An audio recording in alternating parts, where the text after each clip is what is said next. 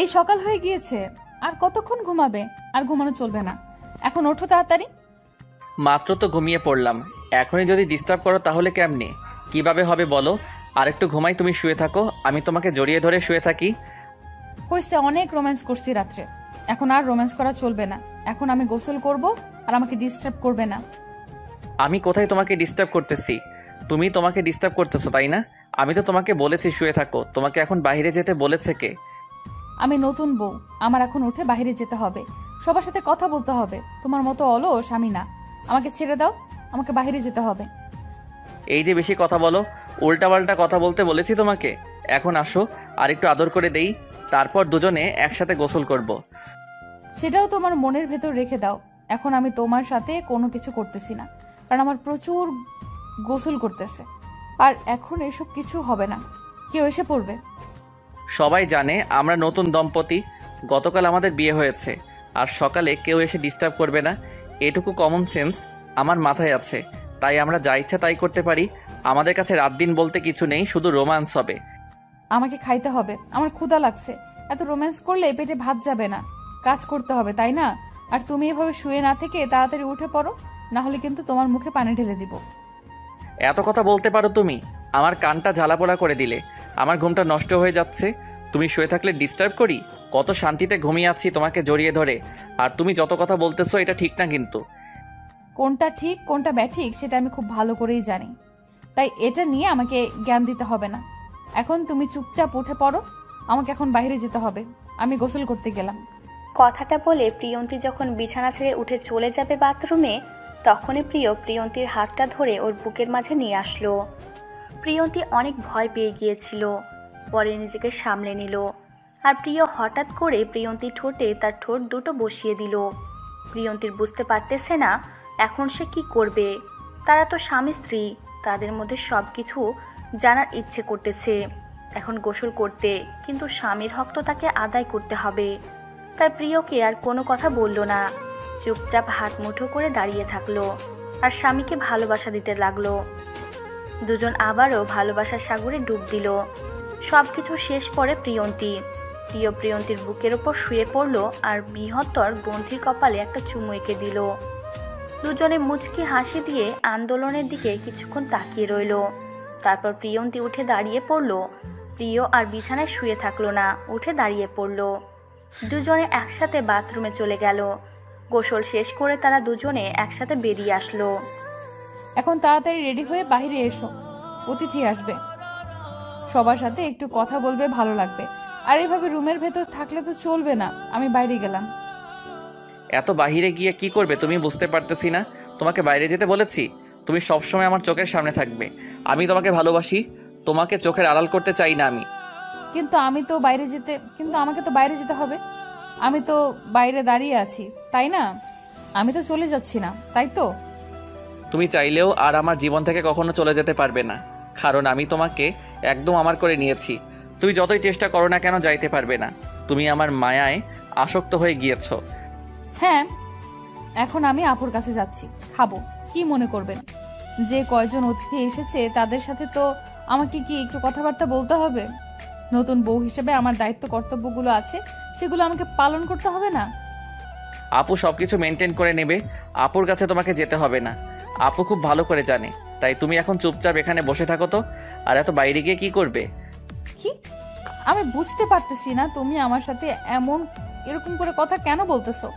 আমি বাসার ভেতরে আছি, বাইরে চলে যাচ্ছি না। আর তোমার কোনো জরুরি কাজ থাকলে বলো, আমি সেটা তোমাকে করে দিচ্ছি। কি হলো ভাইয়া? আর কি হলো আমার ছোট বোন? তোমাদের ঝগড়া করতেছো কিসের জন্য বুঝলাম না তো। হঠাৎ করে প্রিয়সী তাদের রুমে প্রবেশ করায় দুজনে হকচকিয়ে উঠল। বুঝতেই পারেনি প্রিয়সী সেখানে চলে আসবে। আর আগের কথাগুলো শুনে নিয়েছে কিনা সেটা দেখার জন্য অনেক ঘাবড়ে গেল। প্রিয় সেখানে আর এক মুহূর্ত দাঁড়ালো না, রুম থেকে তাড়াতাড়ি বেরিয়ে গেল। কিন্তু প্রিয়ন্তী এখন থেকে বেরিয়ে যেতে পারবে না। সে চুপচাপ মাথা নিচু করে দাঁড়িয়ে রইল। প্রিয়ন্তী কি বলবে না বলবে তার মুখের ভাষা হারিয়ে ফেলেছে। আর প্রিয়সী মুচকি হাসি দিয়ে প্রিয়ন্তীর হাত ধরে বিছানায় নিয়ে গিয়ে বসে তার হাত দিয়ে মুখটা একটু উঁচু করে তার দিকে তাকানোর জন্য বলল। কিন্তু প্রিয়ন্তী লজ্জায় চোখ খুলে প্রিয়সীর দিকে তাকাতে পারতেছে না। সেটা দেখে প্রিয়সী নিজে থেকেই বলা শুরু করে দিল। এত লজ্জা পেতে হবে না, সবকিছু ঠিকঠাক আছে। আমি তোমাদের আগের কোনো কথা শুনিনি, আমি হুট করে চলে এসেছি। অনেক বেলা হয়ে গিয়েছে তো, সকাল 10টা বাজে। তাই ভাবলাম তুমি ঘুমিয়ে আছো নাকি, কি করতেছো একটু খোঁজ খবর নিই। না হলে পরে বলবে যে আমি স্বার্থপরের মতো তোমার খোঁজ খবর নেই নাই। আমি তো সকাল 8টার সময় উঠিয়ে দিয়েছি, কিন্তু আপনার ভাইয়া আমাকে বাইরে যেতে দিচ্ছে না। বলতেছে আমাকে নাকি পুতুলের মতো ঘরের ভেতরে বসিয়ে রাখবে। বাসার বাইরে তো আমি যাচ্ছি না, আমি শুধু বাইরে যেতে চাচ্ছি, তাও দিচ্ছে না। কি বলতেছো এসব কথা? বাদরটা গেল কোথায়? আমি তাকে মজা দেখাচ্ছি। আমার বোনটারে সারাদিন কি রুমের ভেতরে রাখবে নাকি? এটা কি জেলখানা? আমি দেখাচ্ছি মজা। আমি দুঃখিত আপু, কারণ আমি আপনাকে কোনো সাহায্য করতে পারলাম না আজকে। আর আপনার এই অবস্থা, আর আমি এখানে। কিসব উল্টোপাল্টা কথা বলতেছো? আর তোমাদের বিয়ে হয়েছে আজকে, আর আজকে সবকিছু নিজেদের মাঝে শেয়ার করবে, গল্পে করবে। আর এদিকে তো কাজের লোক আছে, আজকে তো তার ছুটি শেষ হয়ে গেছে, আর এখন থেকে তোমাকে কাজ করতে হবে না। আচ্ছা চলুন তাহলে বাইরে গিয়ে বসি, রুমের ভেতরে ভালো লাগতেছে না। কালকে থেকে রুম থেকে একবারও বের হওয়ার সুযোগ পাইনি। চলো তাহলে বাইরে গিয়ে বসে থাকি। মাহিন একটু বাজারে গিয়েছে, কিছু কেনাকাটা করতে হবে। বিয়েটা তো হুট করে হয়ে গিয়েছে, আর কাউকে জানাতে পারিনি। বিয়ের আয়োজন তো করতে পারলাম না, অন্তত একটা পার্টি দেওয়া উচিত আমাদের। এই ব্যাপারে আমি কিচ্ছু মতামত দিতে পারতেছি না আপু। আপনার ভাইয়া যেটা করবে সেটাই, আমি তো তার উপর কোনো কথা বলার সাহস পাই না। বুঝতে পারলাম, কিন্তু এ বিষয়ে কথা বলতে না পারো, কিন্তু নিজের যেটা তোমার অধিকার একজন স্ত্রী হিসেবে একটা স্বামীর কাছে, যে অধিকারটা শেষ রাতে আদায় করে নেবে। যদি সেটা আমার ভাই পালন করতে না পারে, তো আমার কাছে বিচার দিবে, আমি দেখে নিব। আমি আশা করি আমি না যেতেই আমার কাছে সব চলে আসবে। আমার মন বলতেছে আমার স্বামী আমাকে এতটা ভালোবাসে যে আমাকে মুখ ফুটে কিছু বলতে হবে না। হয়েছে, আর তারিফ করতে হবে না। এত তারিফ করতে চাও, কিন্তু আমি তার বোন, আমার কোনো তারিফ করতেছেন না, এটা কিন্তু মোটেও ঠিক হচ্ছে না। আমিও কিন্তু তোমাকে কম ভালোবাসি না। দুইটা মানুষকে এরকম করে তো ভালোবাসা যায় না, কারণ দুজনের সাথে সম্পর্ক দুইটা। আর আপনার সাথে যেটা সম্পর্ক সেটা সর্বোচ্চ সম্পর্ক। আপনি আমার জন্য যা করেছেন, আমি যদি সারা জীবন আপনার কৃতজ্ঞতা প্রকাশ করি তারপরেও। পাগলি মেয়ে, কি বলো? এসব কথা বাদ দাও, এসব কথা বাদ দাও। এখন চলো বাইরে গিয়ে বসি, আর দেখি কয়েকজন মেহমান আসবে। একটু পর আমার শ্বশুর শাশুড়ির সাথে তোমার পরিচয় করিয়ে দিব। চলো। প্রিয়সী প্রিয়ন্তীকে সাথে করে নিয়ে বাইরে চলে আসলো। বাইরে এসে দেখে যে প্রিয়সী শ্বশুর শাশুড়ির সাথে কথা বলতেছে বসে। আর এটা নিত্য নতুন কাজ না। যখনই তারা বাসায় আসে, প্রিয় তাদের সাথে খুব ভালো ব্যবহার করে, তাদের খুব খাতির যত্ন করে, কারণ তারা যে তার একমাত্র বোনের শ্বশুর শাশুড়ি। আর আমার প্রিয় সিরাজের তো বাবা মায়ের, তার প্রিয় তাদেরকে বাবা মার মতো সম্মান করে। আর প্রিয়সী শ্বশুর শাশুড়ির প্রিয়, আর প্রিয়জনকে নিজের সন্তানের মতো দেখে, কখনো তাদেরকে পরের সন্তান ভাবে না, নিজের সন্তানের মতো সব থেকে ভালোবাসে, বরঞ্চ নিজের সন্তানের থেকে বেশি ভালোবাসে তাদেরকে। তারপর সেখানে প্রিয় শিল্পীকে নিয়ে আসলো, আর তার শ্বশুর শাশুড়ির সাথে সুন্দর করে পরিচয় করিয়ে দিল। প্রিয় সেখান থেকে তাকিয়ে রইল প্রিয়ন্তীর দিকে, আর প্রিয়সী তখন প্রিয়কে একটা গুতা মারল। প্রিয় বুঝতে পারলো তার বোন বুঝতে পেরে গিয়েছে, তাই সে নিজেকে সামলে নিল, আর সেখান থেকে উঠে একটু হাঁটাহাঁটি করতে লাগলো। আর এদিকে বাকি চারজন বেশ জমিয়ে আড্ডা দিতে লাগলো, অনেক মনের কথা খুলে বলল সবাই। সেই লেভেলের একটা আড্ডা জমিয়ে দিল সেখানে। আর এদিকে মাহিনরা বাজার খরচ করতে করতে তার জীবন শেষ। একমাত্র শালের বিয়ে, আমার একমাত্র বউ নাই হিসেবে মাহিনের সব দায়িত্ব পড়েছে, তাই তাকে সব কিছু সামলাতে হবে। যদি আরও বড় আয়োজন করতে হয় নাই, তাহলে ও শেষ হয়ে যেত। এখন মাহিন মনে মনে বলছে আয়োজনটা না করে তার জন্য ভালোই করেছে। বাজার খরচ করা শেষ করে গাড়িতে করে সব কিছু নিয়ে বাড়ি চলে আসলো। আর এসে কয়েকজন কাজের লোককে বলল সব কিছু ভিতরে নিয়ে আসার জন্য। মাহিন অনেক ক্লান্ত ছিল, তাই সে ভিতরে এসে গোসল করার জন্য নিজের রুমে চলে গেল। প্রিয়াঙ্কা একটু ভিতরে আসো তো, কথা আছে তোমার সাথে, জরুরি, তাড়াতাড়ি চলে আসো। আমি এখন তো যেতে পারবো না, কারণ কিছু কাজ আছে আমার। এখন বলো, সমস্যা নেই। এখানে বলো, সমস্যা নেই। কি এমন ইম্পর্টেন্ট কথা? এখানে তো কেউ নেই, এখানে বলতে পারো। এখন তোমাকে আমি যেটা বলতেছি সেটা হলো, এত কথা বলো কিসের জন্য? এখন আমাকে রুমের ভিতরে আসতে বলতেছি না? এখানে বসে হাসছো কিসের জন্য? একা একা রুমে আসো। তোমার মতলব কি বুঝতে পারতেছি না। এত দুষ্টু কেন তুমি? ভালো লাগতেছে না এখন আমার। বুঝতে পারো না কেন? অনেক ক্লান্ত আমি। এখন এখানে থাকতে দাও, সবার সাথে গল্প করে ভালো লাগবে। তাহলে চলো বাইরে নিয়ে গিয়ে তোমাকে ঘুরিয়ে নিয়ে আসি। রুমে আসো আর রেডি হও, তারপর আমরা বাইরে যাচ্ছি। সমস্যা নেই, তখন আরো ভালো লাগবে। তুমি কি পাগল হয়ে গিয়েছো? বুঝতে পারতেছি না। কিছুক্ষণ পর কয়েকটা মেহমান আসবে। আব্বু আমাকে এখন বললো আমাকে এখন কোথাও যাওয়া যাবে না, আমাকে এখানে থাকতে বলেছে আব্বু। আচ্ছা তাহলে তুমি রুমে আসো, আমি তোমার সাথে গল্প করব। আসো। তুমি কেন বসে আছো কিসের জন্য? দেখো, আমি যেতে পারবো না। তুমি যদি আপুর কাছে পারমিশন নিয়ে আসতে পারো তাহলে আমি যাব, আর যদি বলে হ্যাঁ আমি রুমে আসতে পারবো তাহলে যেতে পারবো, কারণ আপু আমাকে একটা শর্ত দিয়ে গিয়েছে। এখন কিন্তু মাথা গরম হয়ে যাবে। আপুর সাথে তোমার আবার কিসের লেনদেন শুরু হলো বুঝলাম না। আপু তোমাকে যেটা করতে বলবে সেটা করবে তুমি। আমার কথার কি কোনো মূল্য নেই? আমি শুধু বলেছি আপুকে জিজ্ঞেস করে আসেন, তাহলেই তো হয়, তাই না? আর আপু তো বাবা লোকনাথ না যে তোমাকে খেয়ে ফেলবে। তুমি শুধু জিজ্ঞেস করে আসো। দূর, তোমাকে কোথাও যেতে হবে না, থাকো তো এখানে পড়ে। আমার সাথে তোমাকে আসতে হবে না, আমি গেলাম একা। তুমি আর কখনো আসবে না। তুমি তোমার আপুর সাথে গিয়ে থাকো, আমার সাথে আসতে হবে না। রাগ করতেছো কেন? বুঝতে পারতেছি না। আর তুমি এইভাবে কথা বলতেছো কেন? তোমার দিন দিন সবকিছু পরিবর্তন হয়ে যাচ্ছে। আমি আগের মতোই ঠিক আছি, কিন্তু তুমি পরিবর্তন হয়ে যাচ্ছ। তোমাকে ডাকতেছে রুমের ভেতরে, কথা আছে, তুমি এখানে বসে থাকবে।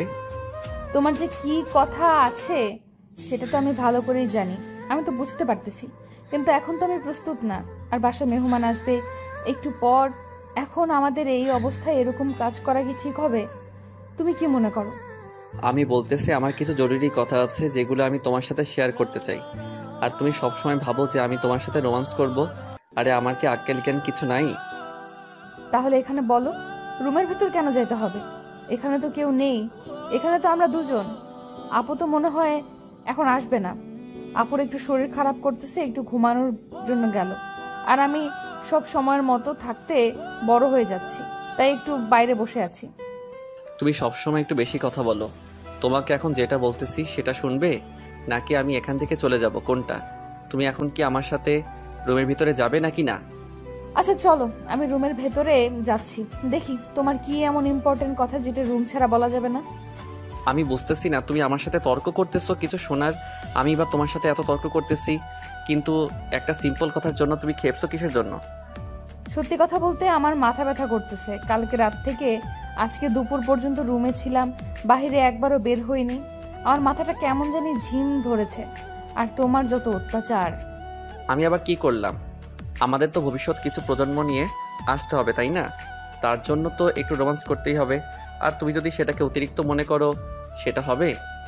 তুমি ভালো করেই জানো আমরা হসপিটাল থেকে এসেছি কিছুদিন হলো, আর আমি অল টাইম হসপিটালে থাকতাম। একটা গন্ধ আমার ভেতর রয়ে গিয়েছে, কেমন জানি একটা ভেতর গন্ধ অনুভব করি আমি। এই কথা তুমি আমাকে এখন বলতেছো, আগে বলতে পারোনি? তাহলে একটা মেডিসিন নিতাম, তাহলে একটা মেডিসিন দিতাম। একবার খাইলে আর এইরকম গন্ধ ভিতরে অনুভব হতো না। আমরা তো মাঝে মধ্যে খাই, কারণ আমাদের তো সবসময় থাকতে হয়, তার জন্য আমাদের খেতে হয়। আচ্ছা চলো তাহলে ভেতরে যাই, দেখি তুমি কি এমন ইম্পর্টেন্ট কথা বলো আমাকে। কিন্তু প্লিজ এখন আমাকে অত্যাচার করিও না। রোম্যান্স করো ঠিক আছে, একটা সময় আছে, বাট এখন না, আমি তার জন্য প্রস্তুত না। তুমি কি পাগল হয়েছো নাকি? আমারও তো একটা মন মানসিকতা আছে, তাই না? আর আমারও তো একটা এনার্জির ব্যাপার আছে। সব সময় কি রোজ করা যায় নাকি? আর আমি তোমাকে সারপ্রাইজ দেওয়ার জন্য রুমের ভেতরে ডাকতেছি, আর তুমি যেভাবে রিয়্যাক্ট করতেছো। প্রিয়ন্তী প্রিয়ের সাথে আর একটা কথা বলল না, কারণ সে জানে ভুলটা প্রিয়ন্তী নিজেই করেছে। তাই প্রিয়ের সাথে তর্ক করা বোকামি ছাড়া আর অন্য কিছু না। প্রিয়ন্তীর খারাপ লাগতেছে, কেন সে নিজেই বুঝতে পারতেছে না। তার মাথাটা কেমন জানি ঝিম ধরেছে। সে চাইলেও ফ্রেশ হতে পারছে না। তার ভিতরে কেমন জানি একটা খুব কাজ করতেছে, অন্যরকম একটা, যেটা সে নিজেই বুঝতে পারতেছে না। প্রিয়ন্তী যখন উঠে দাঁড়িয়ে পড়ল, প্রিয় তখন মুচকি হাসি দিয়ে প্রিয়ন্তীকে কোলে তুলে নিল। আর প্রিয়ন্তী এটার জন্য মোটেও প্রস্তুত ছিল না। প্রিয়ন্তী বারবার প্রিয়কে বলতে লাগলো যে তাকে যেন নামিয়ে দেয়, কিন্তু প্রিয় তার কথা না শুনে প্রিয়ন্তীকে কোলে করে নিয়ে রুমের ভেতর নিয়ে আসলো। তারপর রুমের ভিতরে নিয়ে গিয়ে রুমের ভেতর থেকে দরজা লাগিয়ে দিল। আর এদিকে প্রিয়ন্তী তো ভয়ে কাচুমাচু হয়ে বিছানার মাঝখানে বসে আছে। প্রিয় হাতে একটা কালো কাপড় নিয়ে সেটা দিয়ে প্রিয়ন্তীর চোখ দুটো বেঁধে দিল। প্রিয়ন্তী ভয়ে কিছু বলতে পারতেছে না, তার গলা শুকিয়ে গিয়েছে। শুধু বারবার বলতে চেয়েছে এসব কেন করতেছে, আমার সাথে খারাপ কিছু করিও না, এখন আমি প্রস্তুত না, আবল তাবল কথা বলতেছে। প্রিয় মুচকে হাসি দিয়ে প্রিয়ন্তীর চোখ কালো পট্টি দিয়ে বেঁধে দিল। তারপর প্রিয় বিছানা থেকে নেমে গিয়ে প্রিয়ন্তীর জন্য যে গিফটটা নিয়ে এসেছিল সেটা তার সামনে রেখে দিল। প্রিয় এসে প্রিয়ন্তীকে পিছন থেকে জড়িয়ে ধরল, তারপর নিজের ঠোঁট দুটো প্রিয়ন্তীর কোলে বসিয়ে দিল। প্রিয়ন্তীর মনের ভেতর শিহরণ বয়ে গেল, কিন্তু সে কোনো কথা বলল না। আর প্রিয় ধীরে ধীরে প্রিয়ন্তীর চোখের কালো পট্টিটা খুলে দিতে লাগলো। কিছুক্ষণ পর প্রিয় যখন কালো পট্টিটা খুলে দিল, প্রিয়ন্তী তখন চোখ খুলে সামনে একটা বক্স দেখতে পেল। এটা কি ব্যাপার? এটা কি ব্যাপার? এটা এখানে এনে রেখেছো কিসের জন্য? এর ভেতরে কি আছে? সেটা আমি কিভাবে বলবো? নিজেই খুলে দেখো, এটা তোমার জন্য সারপ্রাইজ। তোমার জিনিস, তুমি নিজে খুলে দেখবে। দেখো কি। দেখো, আমার সাথে মজা করবা না। আর কি উল্টাপাল্টা জিনিস রয়েছে আমার জন্য আমি ভালো করেই জানি। দুষ্টুমি করার জন্য নিশ্চয়ই কোনো উল্টাপাল্টা জিনিস তুমি আমার জন্য এনেছো। আর টাকা নষ্ট করার কি আছে? সবকিছু আছে আমার, তাই না? তুমি একদম আনরোমান্টিক একটা মেয়ে, বুঝতে পারছো? তোমার জন্য আমি এত কষ্ট করে জিনিসটা নিয়ে আসলাম, তুমি খুলে দেখে অবাক হয়ে কোথায় জড়িয়ে ধরে আমাকে একটু আদর করে দেবে সেটা না করে তুমি এখনই সংসার নিয়ে চিন্তা ভাবনা করতেছো, এটাই ঠিক? আচ্ছা, আমি খুলে দেখতে চাই। এইভাবে রাগ দেখাও কেন সব সময়? তোমার রাগ দেখলে সত্যি বলতে আমার কান্না আসে। আমি কন্ট্রোল করতে পারি না নিজেকে। তোমাকে আমার এতটা ভয় লাগে। প্লিজ আমাকে রাগ দেখাবে না তুমি। আমিও চাই না আমার প্রিয় মানুষটাকে রাগ দেখাতে। যেহেতু আমার বাবা মা কেউ নেই, আমার শুধু একটা বোন আছে, আর আমার দুলাভাইটাও অনেক ভালো মনের মানুষ। তুমি আমার একমাত্র আপন মানুষ, যাকে আমি বিশ্বাস করে আমার মনের ভিতরে যত লুকানো কথা আছে সব কিছুই বলতে পারবো। এখন তুমি সেই বিশ্বাসটা রাখবে আমার। দেখো, একটা কথা বলি তোমাকে, সেটা হচ্ছে যে আমি প্রথম থেকে তোমাকে পছন্দ করতাম না, কিন্তু একবার যেহেতু বিয়ে হয়ে গিয়েছে, আমি যেহেতু বাঙালি মেয়ে, সারা জীবন তোমার সাথে আমাকে থাকতেই হবে। আর আমি গরিব ঘরের একটা মেয়ে, তোমার মায়ায় শক্ত হয়ে গিয়েছি। আমি চাইলেও আর ফিরে যেতে পারবো না। আর একটা বিশ্বাস করতে পারো, আমার জীবন গেলেও আমি তোমার হাত ছেড়ে দেব না। তোমাকে কখনো ঠকাবো না, তোমার বিশ্বাসের মর্যাদা কখনো নষ্ট করব না। আমি আমার সবটুকু দিয়ে তোমাকে আগলে রাখবো, যতদিন এই দেহে প্রাণ আছে, যতদিন আমি নিঃশ্বাস নিতে পারবো। আমি শুধু তোমাকে ভালোবাসবো। এতদিন যেটা করেছি, অন্যায় করেছি, ভুল করেছি, আমি সে ভুলের পাপের প্রায়শ্চিত্ত করতে চাই। আমাকে অবিশ্বাস করতে হবে, তাহলেই না আমি আপনার বিশ্বাসের মর্যাদা রাখতে পারবো। যদি আপনি আমাকে বিশ্বাস না করেন, তাহলে আমি আপনার বিশ্বাসের মর্যাদা কেমনে রাখবো? আমি তোমাকে কথা দিচ্ছি, আমি তোমাকে কখনো অবিশ্বাস করব না, সবসময় বিশ্বাস করে যাব। কিন্তু তুমি সেই বিশ্বাসটা নিয়ে কখনো খেলা করবে না, কারণ আমি অনেক খারাপ ছিলাম। আমাকে ভালো হতে সাহায্য করো, তুমি আমার জীবন সঙ্গী হিসেবে। আমি আপনাকে কথা দিচ্ছি, আমি আপনাকে কখনো ছেড়ে যাব না, কখনো একা করে রেখে চলে যাব না। আমি আপনাতে আসক্ত হয়ে গিয়েছি। আপনার কাছেই আমি সারা জীবন থাকতে চাই। আপনার জন্য দরকার হলে আমি নিজের জীবনটাও দিতে প্রস্তুত। প্রিয় আর কোনো কথা না বলে প্রিয়ন্তীকে শক্ত করে জড়িয়ে ধরল। তারপর দুজনেই একটুও নিজেদের ভালোবাসা বহিঃপ্রকাশ করলো, একজন অন্যজনকে সুন্দর সুপ্ত আদর করে দিল। তারপর প্রিয় প্রিয়ন্তীকে ছেড়ে দিয়ে একটু সরে বসলো, আর প্রিয়ন্তীকে ইশারা করে বলল বক্সটা যেন খুলে দেখে। তারপর প্রিয়ন্তী বক্স খুলে দেখে, বক্সের ভিতর একটা ডায়মন্ডের নেকলেস। প্রিয়ন্তীর কাছে এটা একটা স্বপ্নের মতো মনে হচ্ছে, কারণ তার মতো একটা গরিব ঘরের মেয়েকে ডায়মন্ডের নেকলেস গিফট করছে। তার স্বামীর কাছ থেকে সেটা কখনোই কল্পনা করেনি সে। শুধু সবসময় কল্পনা করেছে যে কিভাবে পড়াশোনা করে ভালো রেজাল্ট করবে, একটা নিজের ভিত্তি তৈরি করবে। কিন্তু যখন তার বাবা অসুস্থ হয় তখন তার সব স্বপ্ন ধূলিসাৎ হয়ে যায়। তারপর তার জীবনটা একদম গ্রামের কালচার মতো করে সাজিয়ে নেয়। প্রিয়ন্তী অবাক হয়ে ডায়মন্ডের নেকলেসের দিকে তাকিয়ে রইল। আর প্রিয় সেটা বুঝতে পারল যে এটার জন্য মোটেও প্রস্তুত ছিল না প্রিয়ন্তী। তারপর ডায়মন্ড নেকলেসটা প্রিয় হাতে তুলে নিল। তারপর নিয়ে আর সে তার ভালোবাসার মানুষটিকে পরিয়ে দিল। আর তখন প্রিয়ন্তীর মনের ভিতর থেকে একটা আনন্দ, কি একটা খুশির, কি একটা উল্লাস কাজ করতেছে সেটা একটা মেয়ে বুঝতে পারবে। এটা কোনো ছেলে বা অন্য কেউ বুঝতে পারবে না। একটা মেয়ে যখন তার ভালোবাসার মানুষের কাছ থেকে কোনো গিফট, আর সে গিফটটা যখন ভালোবাসার মানুষ নিজেই পরিয়ে দেয়, তখন তার মনের ভিতরে একটা কি ফিলিংস কাজ করে সেটা একটা মেয়েই শুধু বুঝতে পারবে। তারপর প্রিয়ন্তী খুশির কারণে কান্না করে দিল। তার চোখ বেয়ে নোনা জল গড়িয়ে পড়ল। সেটা সুন্দর করে মুছে দিল প্রিয়। তারপর আবার তাকে বুকে টেনে নিল, কপালে একটা ভালোবাসার পরশ এঁকে দিল সুন্দর করে। তারপর প্রিয়ন্তীকে একটু বিছানা থেকে নামিয়ে নিয়ে আয়নার সামনে নিয়ে গেল। তারপর দুজনেই আয়নার দিকে তাকিয়ে আছে অবাক দৃষ্টিতে। সত্যি আজকে অনেক সুন্দর লাগতেছে। প্রিয়ন্তী নিজের রূপ দেখে নিজেই মুগ্ধ। প্রিয় পিছন থেকে জড়িয়ে ধরে রেখেছে প্রিয়ন্তীকে। প্রিয়ন্তীর ভিতরে মনে হচ্ছে যে তোলপাড় শুরু হয়ে গেছে। তার শরীরে কোনো শক্তি নেই। সে প্রিয়র গায়ে হেলান দিয়ে দাঁড়িয়ে আছে। কি হলো, তুমি ঠিক আছো তো? তোমাকে এরকম দেখাচ্ছে কিসের জন্য? অসুস্থ মনে হচ্ছে তোমার। এরকম কিছু হলে চলো, তোমাকে ট্রিটমেন্ট করাচ্ছি আমি। এরকম করে সারা জীবন আমাকে ভালোবাসবে তো, নাকি মাঝ রাস্তায় আমাকে ছেড়ে চলে যাবে? এরকম একটা সুন্দর মুহূর্ত তুমি আমাকে উপহার দিচ্ছ, আর এরকম করে অনেক সুন্দর মুহূর্ত তুমি আমার জীবনে নিয়ে এসেছো, কিন্তু আমাকে প্লিজ মাঝ রাস্তায় ছেড়ে দিও না। আমি তোমাকে শুধু একটা কথাই বলবো, যতদিন এই দেহে প্রাণ আছে আমি শুধু তোমার। আমি এতদিন তো অনেক মেয়ে দেখেছি যারা আমার কাছে এসেছিল শুধু টাকার জন্য। একটা মাত্র মেয়ে আমি পেয়েছি, তুমি আমার কাছে টাকার জন্য এসেছিলে, কিন্তু সেটা নিজের স্বার্থের জন্য না, নিজের বাবাকে বাঁচানোর জন্য। তুমি যেহেতু নিজের ইজ্জত বিক্রি করে বাবাকে বলতে পারো, তাহলে তোমার জীবনের অংশকে তুমি কি করবে? যদি কখনো তোমার পর কোনো আওয়াজ আসে, সেই আওয়াজের মোকাবেলা সবার সামনে আমি করব, কারণ আমি তোমার জীবনে একটা অংশ হয়ে গেছি, আর আমি তোমাতেই পরিপূর্ণ। তোমাকে ছাড়া হয়তো আমিও পরিপূর্ণ থাকতাম না।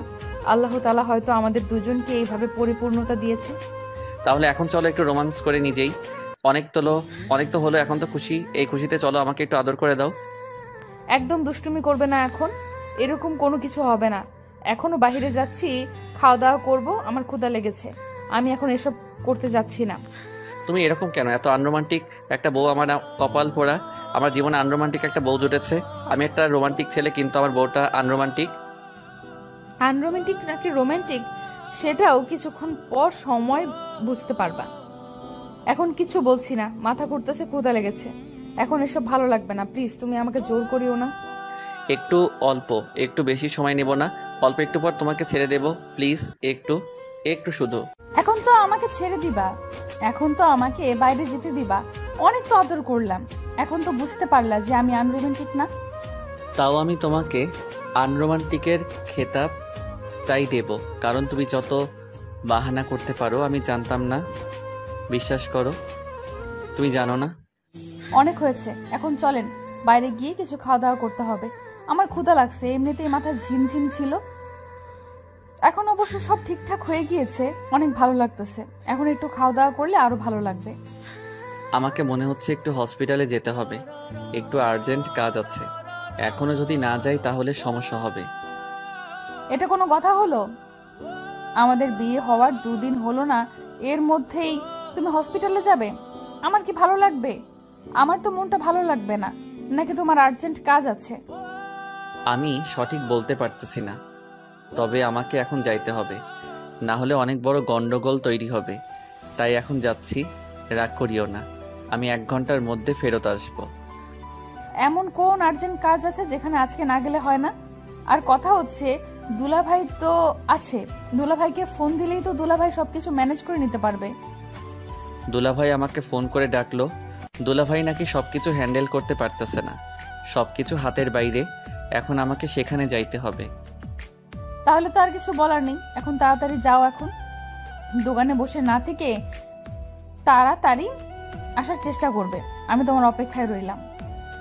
কথাটা বলে প্রিয় সেখানে আর এক মুহূর্ত অপেক্ষা করলো না। তাড়াতাড়ি বিছানা ছেড়ে উঠে বাথরুমে চলে গেল। আর বাথরুম থেকে ফ্রেশ হয়ে এসে দেখলো যে প্রিয়ন্তী বিছানায় এখনও শুয়ে আছে। তাই প্রিয়ন্তীকে আর ডিস্টার্ব না করে প্রিয়ন্তীর কাছে চলে আসলো। এসে তার কপালে একটা ভালোবাসার চুম্বন এঁকে দিল। তারপর বাসা থেকে বেরিয়ে পড়ল আর তার দুলাভাইকে ফোন করে বলল আর একটু যেন সামলিয়ে রাখে মিটিংটা। সে বাসা থেকে বেরিয়ে পড়েছে। তার দুলাভাই বলল সবাই অনেক ঝামেলা করতেছে, তাদের নাকি অনেক কথা আছে, সেই কথাগুলো নাকি তাদের মতামতের বিরুদ্ধে চলে যাচ্ছে। এখন এসব নিয়ে একটু ঝামেলা হবে হয়তো। তাই প্রিয় আর বেশি দেরি করলো না রাস্তায়। আজকে ভাগ্য ভালো ছিল, রাস্তায় কোনো জ্যাম ছিল না, তাই হসপিটাল পৌঁছাতে কোনো রকম আজকে দেরি হলো না। তাড়াতাড়ি হসপিটালে গিয়ে দেখেছে ম্যানেজার তার জন্য অপেক্ষা করতেছে। দুলাভাই, আপনি এখানে দাঁড়িয়ে আছেন কার জন্য? ভেতরে মিটিং হচ্ছে আর আপনি এখানে, ব্যাপার কি? কোনো বড় সমস্যা না তো? তুমি কি তোমার অজান্তে কোনো সিগনেচার দিয়েছো বা তোমাকে কেউ কোনো কাগজ দিয়েছে যেখানে তুমি স্বাক্ষর করেছো? আমার তো মনে পড়তেছে না, কিন্তু কি এমন হয়েছে? যদি দিয়ে থাকি তাহলে সমস্যা কোথায়? হসপিটালে এটা নিয়ে আবার কিসের মাতামাতি? সবাই শয়তানি করে আমাদের হসপিটালটা তাদের নামে নিয়ে গিয়েছে। এখন আর এই হসপিটালের মালিক আমরা কেউ না। তুমি দেখে শুনে কোথাও স্বাক্ষর করবা না?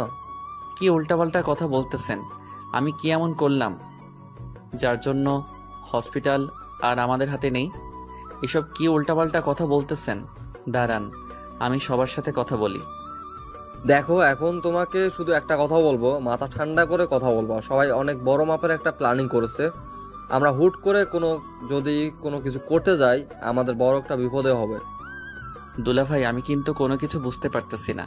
আপনি প্লিজ আমাকে একটু বলেন যে এসব মিথ্যা, আর আমি কোথায়, কখন, কোন পেপারে স্বাক্ষর করলাম। এখন আমি কিভাবে বলবো সেটা তুমি নিজে ভালো করে জানো। আর সব থেকে বড় কথা হচ্ছে যে আমি এটা কোনোভাবে মেনে নিতে পারতেছি না। তোমার আপু শুনলে কি বলবে? তাকে কিভাবে মুখ দেখাবো আমি? সব কিছু ঠিকঠাক হয়ে যাবে। হয়তো তাদের কিছু টাকার দরকার, তাদেরকে আমি টাকা দিয়ে দেব, তারা যত টাকা চায়। কিন্তু আমাদের হসপিটালটা লাগবে, কারণ এটা আমাদের বাবার স্মৃতি। আমি কি করব, কি বলবো বুঝতে পারতেছি না। এখন চলো ভিতরে গিয়ে সবাই কি বলে সেটা শুনি। আর শোনো, কারোর সাথে রাগ দেখাবো না, কোনো অন্যায় কথা বলবো না। যা হবে পরে দেখা যাবে। এখন অন্তত নিজেকে চুপ করে রাখো। এরকম কোনো কিছু করলে আমি একটাকেও বাঁচিয়ে রাখবো না, সব কয়টাকে মেরে ফেলবো। তারা আমাকে চেনে না, আমার সম্পর্কে তাদের কোনো ধারণা নেই। যদি এরকম কোনো চিটিং করে আমার সাথে, তাহলে ওদের কাউকে আমি ছাড়বো না। বললাম তো, এসব কথা মুখ দিয়ে না বলে কাজে দেখিয়ে দিতে হবে। কিন্তু এখন কি বলা যায় বা কি করা যায়? কিছু করা যাবে না, আমরা এখন অসহায়। প্রিয় আর সেখানে তার দুলাভাইয়ের সাথে একটা কথাও বলল না। চুপচাপ ভিতরে এসে দেখে সবাই অনেক হাসি তামাশা করতেছে। সবাই নিজেদেরকে এখন মালিক ভাবা শুরু করে দিয়েছে। রিজিকের শিকারে ঠান্ডা মাথায় বসে বলল, আজকে প্রিয়কে দেখে কেউ দাঁড়িয়ে পড়ল না, সবাই বসে তাদের মতো আড্ডা দিচ্ছে। প্রিয় যে এসে বসে আছে সেদিকে কারো কোনো খেয়াল নেই।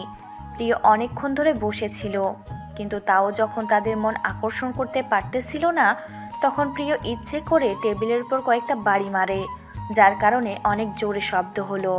সবাই হকচকিয়ে প্রিয়ের দিকে তাকিয়ে রইল। প্রিয় সকলকে বলল যে প্রিয় যেটা শুনেছে সেটা সত্যি নাকি মিথ্যা। সবাই এক বাক্যে বলে উঠল যে সেটা সত্যি। প্রিয় কোনো কথা না বলে সেই পেপারের একটা কপি সেই চাইল। তার একটা কপি প্রিয়ের হাতে ধরিয়ে দিল। প্রিয় কোনো কথা না বলে চুপচাপ সেখান থেকে সেই কপিটা হাতে করে নিয়ে বেরিয়ে আসলো। সবাই প্রিয়ের এরকম কাণ্ড দেখে অবাক হয়ে গেল, কারণ প্রিয় যেমন আগেই তারা ভেবেছিল তাদের হয়তো একজনকে জীবন দিতে হবে, কিন্তু প্রিয় তো কাউকে কোনো কিছু না বলে শুধু কপিটা হাতে করে নিয়ে বেরিয়ে চলে গেল। আর সে চলে যাওয়া দেখে একজন এক এক রকম মন্তব্য করতে লাগলো। কেউ বলতেছে ভয় পাচ্ছে, কেউ বলতেছে তার কিছুই নেই, কোনো শক্তিই নাই, হুদাই তাকে এতদিন ভয় করেছে। কিন্তু কেউ কেউ মনে মনে ভাবতেছে এভাবে চলে যাওয়ার মানে অনেক কিছুই হতে পারে। কেউ কেউ অনেক মজা মাস্তি করতেছে।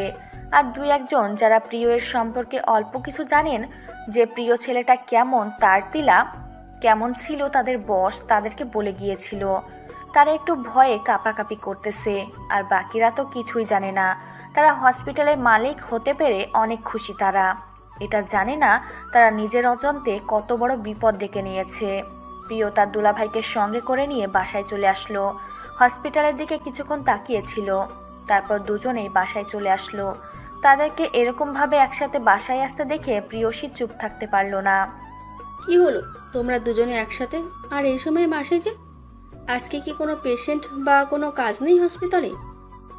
প্রতিদিন তো অনেক কাজ করি হসপিটালে, ভাবলাম যে আজকে বাসার সবাইকে নিয়ে একটু ঘুরে আড্ডা দেবো, আর তার জন্যই তাড়াতাড়ি চলে আসলাম। নাকি সেটা সহ্য হয় না তোমার? তুমি এই কথা বলতেছো সেটা আমাকে বিশ্বাস করতে হবে? তুমি তো একটু বলবা যে আমাকে হসপিটালে যেতে হবে, আর তুমি এখন এসেছো আমাকে উল্টোপাল্টা বোঝাইতে, তাই না? আরে এমনভাবে বলতেছো কিসের জন্য? বিশ্বাস করো আমি কোথাও যাচ্ছি না। আজকে আমরা সবাই একসাথে আড্ডা দেবো, আর তুমি চুপচাপ গিয়ে এখন বসে পড়ো, আর এক কাপ কফি বানিয়ে দিতে পারলে খুব ভালো হয়। প্রিয় কোথায়? তাকে তো দেখতেছি না। এসে দাঁড়ালো, তারপর হঠাৎ করে কোথায় চলে গেল? এখন কি হয়েছে? তার মুখের দিকে তাকালাম, কেমন জানি মলিন লাগতেছে। তেমন কিছু না, একটু শরীর অসুস্থ করেছে তাই রুমের ভিতর চলে গিয়েছে। আমাকে বলেছে এখন যেন তাকে আমাদের কেউ ডিস্টার্ব না করি, সেটাও বলে দিয়েছে। এখন চলো রুমে যাচ্ছি, আর তোমাকে এই অবস্থায় সবসময় বাইরে থাকা যাবে না। আচ্ছা চলো তাহলে, এখানে আর ভালো লাগছে না। আর আজকে যেহেতু তুমি আর হসপিটালে যাবে না, আমাকে কিছুক্ষণ সময় দাও, আমার অনেক ভালো লাগবে। তারপর প্রিয়সী এবং মাহিন দুজনেই তাদের রুমের ভেতর চলে গেল। আর এদিকে প্রিয় যখন রুমের ভেতর প্রবেশ করলো, প্রিয়ন্তী রুমে বসেছিল, রুমের টুকটাক কাজ করতেছিল। হঠাৎ করে প্রিয় রুমে প্রবেশ করবে সে কল্পনাও করতে পারেনি। এত তাড়াতাড়ি চলে আসবে প্রিয়ন্তী কোনো কথা না বলে প্রিয়ের সামনে দাঁড়িয়ে পড়ল এবং প্রিয়ের হাত দুটো নিজের হাতে মুষ্টিবদ্ধ করে নিল। তারপর প্রিয়ন্তী তার মাথাটা প্রিয়ের বুকে রাখলো। আর তখন প্রিয়ন্তীর কেমন যেন নিস্তেজ হয়ে যাচ্ছিল, তাই এসে নিজেকে ধরে রাখতে না পেরে প্রিয়ের শরীরে নিজের শরীরটা এলিয়ে দিল। আর হঠাৎ করে প্রিয়ন্তীর এরকম কাজ দেখে প্রিয় অনেকটাই ভয় পেয়ে গেছে। কি থেকে কি হয়ে গেল এটা? উল্টাপাল্টা চিন্তা মাথায় চলে আসলো। প্রিয় অনেক টেনশন করতেছে। তারপর যখন প্রিয় প্রিয়ন্তীকে কোলে তুলে নিল, তখন প্রিয়ন্তী তার 32টা দাঁত বের করে হাসি দিল। প্রিয় তখনও বুঝতে পারতেছে না যে প্রিয়ন্তী তার সাথে মজা করতেছিল। তখন প্রিয় কলিজায় দম ফিরে আসলো। পাগল নাকি তুমি এরকম করলে? জানো আমি কতটা ভয় পেয়ে গিয়েছি, আর এখন তুমি হাসতেছো? আমি ভালো করে জানি আমাকে ছাড়া তুমি হসপিটালে গিয়ে এক মুহূর্তও থাকতে পারবে না, তাই অযথা বাহানা দেখিয়ে গেলে বা কিসের জন্য এত তাড়াতাড়ি চলে আসলে? কিসের জন্য? তুমি তো সব কিছু জানো, তোমাকে ছাড়া ভালো লাগে না। তাই ভাবলাম সে যখন হসপিটালে তোমার একটা আলাদা কেবিন তৈরি করে নিতে পারবে আমার কেবিনের পাশে, যখন তখন আমি তোমাকে ডিস্টার্ব করতে পারবো। তখন থেকে হসপিটালে নিয়মিত যাব, তার আগে না। এসব কি আজে বাজে কথা বলছো? এইভাবে যদি চলতে থাকে তাহলে সংসার চলবে কিভাবে? এখন তো শুধু আমরা দুজন, কিছুদিন পর তো আমরা 3 জন 4 জন এরকম হয়ে যাব। ভাইয়া আমাদের জন্য কত করবে শুনি? কাউকে আমাদের জন্য করতে হবে না, এখন সবাই মিলেমিশে থাকতে চাই, এটা হলো বড় কথা। আর হসপিটালে একটু সমস্যা হয়েছে, এখন আমি কয়েকদিন ভালো মতো কোথাও যাচ্ছি না, প্লিজ আমাকে ডিস্টার্ব করিও না। কি উল্টাপাল্টা কথা বলতেছো? আমি কি তোমাকে ডিস্টার্ব করি? আর আমি তোমার সব সময় পাশে থাকতে চাই, সেটা যে কোনো পরিস্থিতিতেই হোক না কেন। আমার মাথাটা কেমন জানি ব্যথা করতেছে, একটু মাথায় হাত বুলিয়ে দাও তো, যেন ভালো লাগা কাজ করে। আমাকে নামিয়ে দাও, তুমি শুয়ে পড়ো। আমি তোমার সেবা যত্ন করতে চাই শতবার। তুমি আমার স্বামী। আমাকে কি স্বামী হিসেবে গ্রহণ করতে কোনো সমস্যা আছে নাকি? যেভাবে কথা বলতেছো, সমস্যা থাকলে বলতে পারো। কি উল্টাপাল্টা কথা বলছো? আমার মাথায় কিছুই ঢুকতেছে না। আমার প্রচুর ঘুম পাচ্ছে, আমি এখন ঘুমাবো। তোমার নাকি মাথা ব্যথা করতেছে? চলো একসাথে ঘুমাই, তাহলে দেখবে যে তোমার মাথা ব্যথা থাকবে না। এটা কিন্তু আমার প্রশ্নের উত্তর হয়নি। আমি যেটা প্রশ্ন করেছি তার উত্তর দিবা কিনা সেটা বলতেছো না কিসের জন্য? আমার ভালো লাগতেছে না এখন। আর যদি তোমাকে আমি স্বামী হিসেবে গ্রহণ না করতাম, তাহলে এতদিন হয়তো আমি আত্মহত্যা করতে পারবো। আমাকে কি এমন পরীক্ষা দিতে হবে? আমি সব পরীক্ষা দিতে প্রস্তুত, আমি আমার ভালোবাসাকে আগলে রাখার জন্য। তোমাকে কিছু করতে হবে না, আমি তোমাকে বিশ্বাস করি নিজের জীবনের থেকেও বেশি। আরও কথা হচ্ছে যে আমরা আমাদের সংসারটাকে গুছিয়ে নিতে চাইছি। এই সামান্য বিষয় নিয়ে কেউ কারোর সাথে তর্ক করতে চাই না। ধীরে ধীরে এই সামান্য তর্ক বড় ঝগড়ায় পরিণত হবে না, এর কোনো গ্যারান্টি আছে? ও আচ্ছা, তাহলে এই ব্যাপার। তাহলে তুমি ভয় পাচ্ছ যে আমি তোমার সাথে তর্ক করে তোমাকে ছেড়ে চলে যাব না তো? না তো, আরে পাগল, আমি তোমার সাথে তর্ক করি এমনিতেই। মন খারাপ থাকলে তোমার সাথে কথা বললে আমার মন ভালো হয়ে যায়। সেটা আমি বুঝতে পারলাম না। আমি চাই আমাদের সুন্দর একটা সংসার হোক। আমরা দুজনের পাশে থেকে দুজনের জীবনের সারা জীবন একসাথে কাটিয়ে দিতে চাই। হয়েছে, আমি তোমাকে কথা দিচ্ছি আর অকারণে তোমার সাথে কোনো তর্ক করব না। এখন থেকে তুমি যেটা বলবে সবকিছু আমি মেনে চলবো। একজন স্বামী হিসাবে একজন স্ত্রীকে আদর করতেই পারে, আর আমার স্ত্রী হিসেবে দায়িত্ব আছে। আমার স্বামী যেটা বলে সেটা আমাকে মেনে নিতে হবে। আমি জানি তোমাকে জোর করে বিয়ে করেছি, তোমার বাবাকে মানুষের কাছে জিম্মি করেছিলাম। তোমার কি এটা নিয়ে মনে কিছু আছে? থাকলে বলো। প্রথমে তোমাকে অনেক খারাপ ভেবেছিলাম, প্রথমে তোমাকে অনেক জঘন্য একটা মানুষ ভেবেছিলাম, কিন্তু পরে যখন ধীরে ধীরে তোমার সম্পর্কে জানতে পারলাম তখন ভালো লেগেছিল।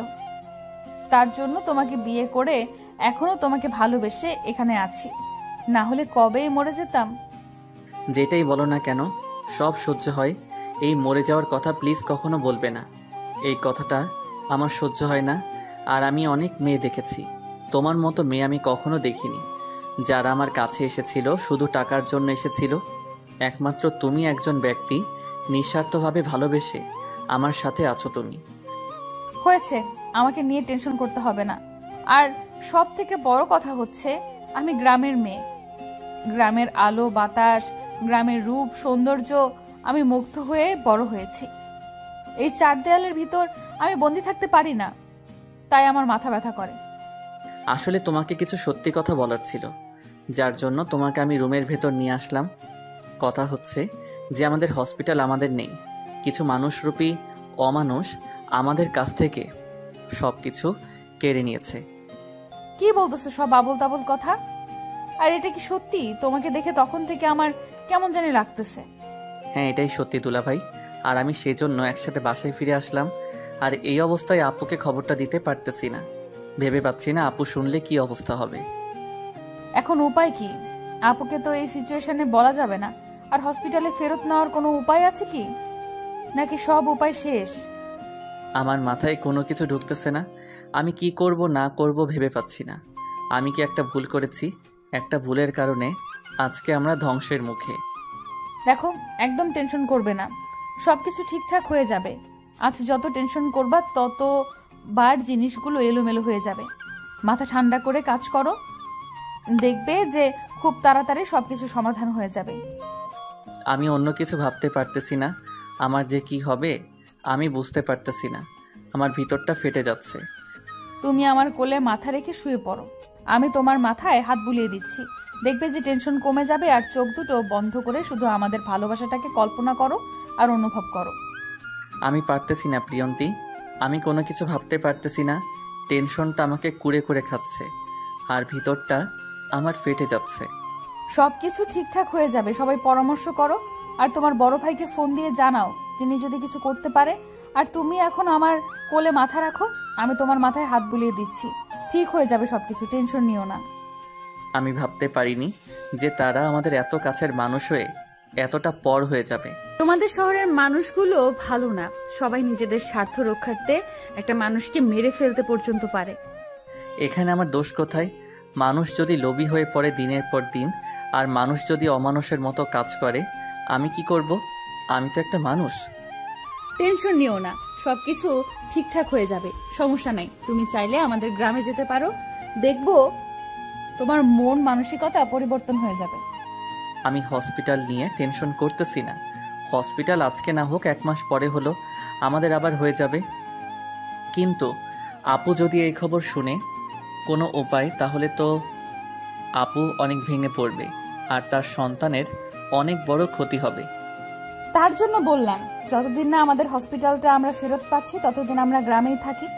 আর তুমি চাইলে আমাদের বাসায় গিয়ে থাকতে পারো, যদি আমার বাসা পছন্দ না হয় তাহলে ফেরত আসবে। আপু কি যেতে রাজি হবে নাকি না বুঝতে পারতেছি না। তুমি আপুকে গিয়ে বলো, প্রস্তাবটা দাও, কি বলে তারপর না হয় আমি গিয়ে কথা বলবো। আমি যদি আগে বলি তাহলে কেমন দেখায় বিষয়টা।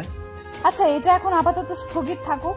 আমি রাত্রে খাবার টেবিলে সবাইকে বলে দেখব, তখন সবাই কিছু বলতে পারবে না। এখন তুমি আমার কোলে মাথা রেখে শুয়ে পড়ো, তারপর প্রিয় প্রিয়ন্তীর কোলে মাথা রেখে শুয়ে পড়ল, আর প্রিয়ন্তী তার কোমল হাত দিয়ে প্রিয়ের মাথায় আলতো করে বুলিয়ে দিচ্ছে, আর কপালে সুন্দর করে নরম হাতে ছোঁয়া দিয়ে দিচ্ছে। প্রিয় টেনশন থেকে মুক্ত হতে যাচ্ছে, কিন্তু পারতেছে না। এক নিমিষের মাঝে করা একটা ভুলের কারণে এত বড় একটা দুর্ঘটনা ঘটে গেল তার জীবনে। প্রিয়ন্তী চুপচাপ প্রিয়ের সুন্দর সেবা যত্ন করতে লাগলো। একসময় প্রিয়ের ঘুম চলে আসলো কখন যে সে ঘুমিয়ে পড়েছে নিজেও জানে না। এদিকে প্রিয়ন্তী সুন্দরভাবে তার স্বামীর সেবা যত্ন করতেছে। প্রিয়ন্তী একটু পর বুঝতে পারল যে প্রিয় এখন ঘুমিয়ে গিয়েছে, কিন্তু প্রিয়ন্তী সেখান থেকে আর উঠে যেতে পারল না। একটা দায়িত্ববোধ আছে, আর এখন যদি একটু নড়চড় করে তাহলে প্রিয় একরকম ভেঙে যাবে, আবার টেনশন করবে। তাই প্রিয়ন্তী সেখানেই বসে রইল। হঠাৎ করে দরজা খোলার শব্দে দরজার দিকে তাকিয়ে দেখে প্রিয়সী তাদের রুমে প্রবেশ করতেছে। তারপর প্রিয়সী এসে প্রিয়ন্তীর পাশে বসে পড়ল, আর প্রিয়ের দিকে কিছুক্ষণ তাকিয়ে রইল। তার ভাইয়ের কি অবস্থা হয়েছে, দিন দিন অনেক টেনশন বেড়ে যাচ্ছে, বুঝতে পারতেছে না তার স্বামী মাহিন এবং তার ভাই নিয়মের কি হাল হয়ে গেছে। দুদিন হসপিটালে কি এমন চাপ পড়ে গিয়েছে তাদের দুজনের দিকে তাকানো যাচ্ছে না। প্রিয়সীও একটু টেনশন করতেছে, হসপিটালে কোনো অঘটন ঘটে গেল না তো। আবার বেশি ভাবতে গেল না সে, যদি কোনো কিছু হয়ে যেত তাহলে তার স্বামী মাহিন সঙ্গে সঙ্গে প্রিয়সীকে জানিয়ে দিত। প্রিয়সী প্রিয়ের কাছে এসেছে একটু গল্প করতে। কতদিন ধরে তার ভাইয়ের সাথে মনের কথাগুলো খুলে বলে না। আগে প্রায় প্রতি সপ্তাহ তারা দুই ভাই বোনে একসাথে বসে আড্ডা দিত, কিন্তু এখন 1 মাস যাবৎ একটু আড্ডা দেওয়ার সময় হয় না ব্যস্ততার কারণে। কিন্তু প্রিয় শেষে দেখছে যে প্রিয় ঘুমিয়ে আছে, তাই তার ঘুমে ডিস্টার্ব না করে বাইরে যেতে চাইলে প্রিয়ন্তী ডাক দিয়ে বসিয়ে দিল। আপু, আপনার সাথে আমার কিছু ইম্পর্টেন্ট কথা আছে। যদি আমাকে ছোট বোনের মতো দেখেন তাহলে প্লিজ আমার কথাগুলোতে রাগ করবেন না। তুমি এটা কোনো কথা বললে? তোমাকে বলছি না তোমার মনে যত কথা আছে তোমার মনে যত পরিমাণ বেদনা আছে আমার সাথে শেয়ার করবে, তোমার যত আবদার আছে আমার সাথে শেয়ার করবে। আমার ভাই না পারলে আমি তোমার আবদার পূরণ করব। আমি চাচ্ছি আপনাদের সবাইকে নিয়ে আমাদের গ্রামটাতে একবার ঘুরে আসতে। দীর্ঘ 5 থেকে 6 মাস হলো কোথাও যাচ্ছি না, আর আমার বাবা তো সবসময় গ্রামেই থাকতো, হারানো গ্রামে থাকতাম, তাই আবহাওয়াটাকে অনেক মিস করতেছি। যদি আপনারা আমাদের সাথে যেতেন। আমি কোনো কিছু বলতে পারবো না, যদি প্রিয় এবং মাহিন রাজি হয় তাহলে আমার কোনো কিছু বলার নেই। আর বিশেষ করে যদি তুমি প্রিয়কে ম্যানেজ করতে পারো তাহলে মনে করো সবাই রাজি হয়ে যাবে। প্রিয়কে রাজি করার দায়িত্ব আমার। আপনারা শুধু একটু প্রিয়কে বলবেন যে আপনারা যেতে চান, আপনাদের যেতে কোনো সমস্যা নেই। প্লিজ, আমার শুধু একটাই অনুরোধ, অনেকদিন ধরে কোথাও যাচ্ছি না, আর আমি কথা দিচ্ছি আমার গ্রাম দেখে আপনাদের মন অনেক ভালো হয়ে যাবে। আচ্ছা, তাহলে তুমি প্রিয়র সাথে কথা বলে দেখো ও কি বলে। আমি না হয় বলবো যে আমার যেতে কোনো সমস্যা নেই, আর আমি মাহিনকে না হয় ম্যানেজ করে নিতে পারবো, আর মাহিনকে আমি একটা কথা বলে সে না করতে পারবে না। আমি সেই আশাটা করি মাহিনের কাছ থেকে। আচ্ছা আপু, তাহলে আপনি মাহিন ভাইয়ের সাথে কথা বলেন, আর আমি প্রিয়র সাথে কথা বলে আপনাকে জানাবো কি উত্তর দেয়। আচ্ছা, তাহলে আমি মাহিনের সাথে গিয়ে কথা বলে, আর প্রিয় এখন ঘুমাচ্ছে, ডিস্টার্ব করা ঠিক হবে না। আমরা বেশি কথা না বলি তাহলে ঘুমটা ভেঙে যাবে। আচ্ছা আপু, আমি একটু পর রান্নাটা করতেছি। আজকে মনে হয় কাজের মেয়েটা আসবে না, তার শরীর অসুস্থ, 3 দিনের ছুটি নিয়েছে। আচ্ছা, সমস্যা নেই, এখন রান্না না করলেও চলবে। আমি ফুডপান্ডা থেকে অর্ডার করেছি সবার জন্য, কারণ আমিও জানি, আর কাজের মেয়েটা আমাকে বলে দিয়েছে।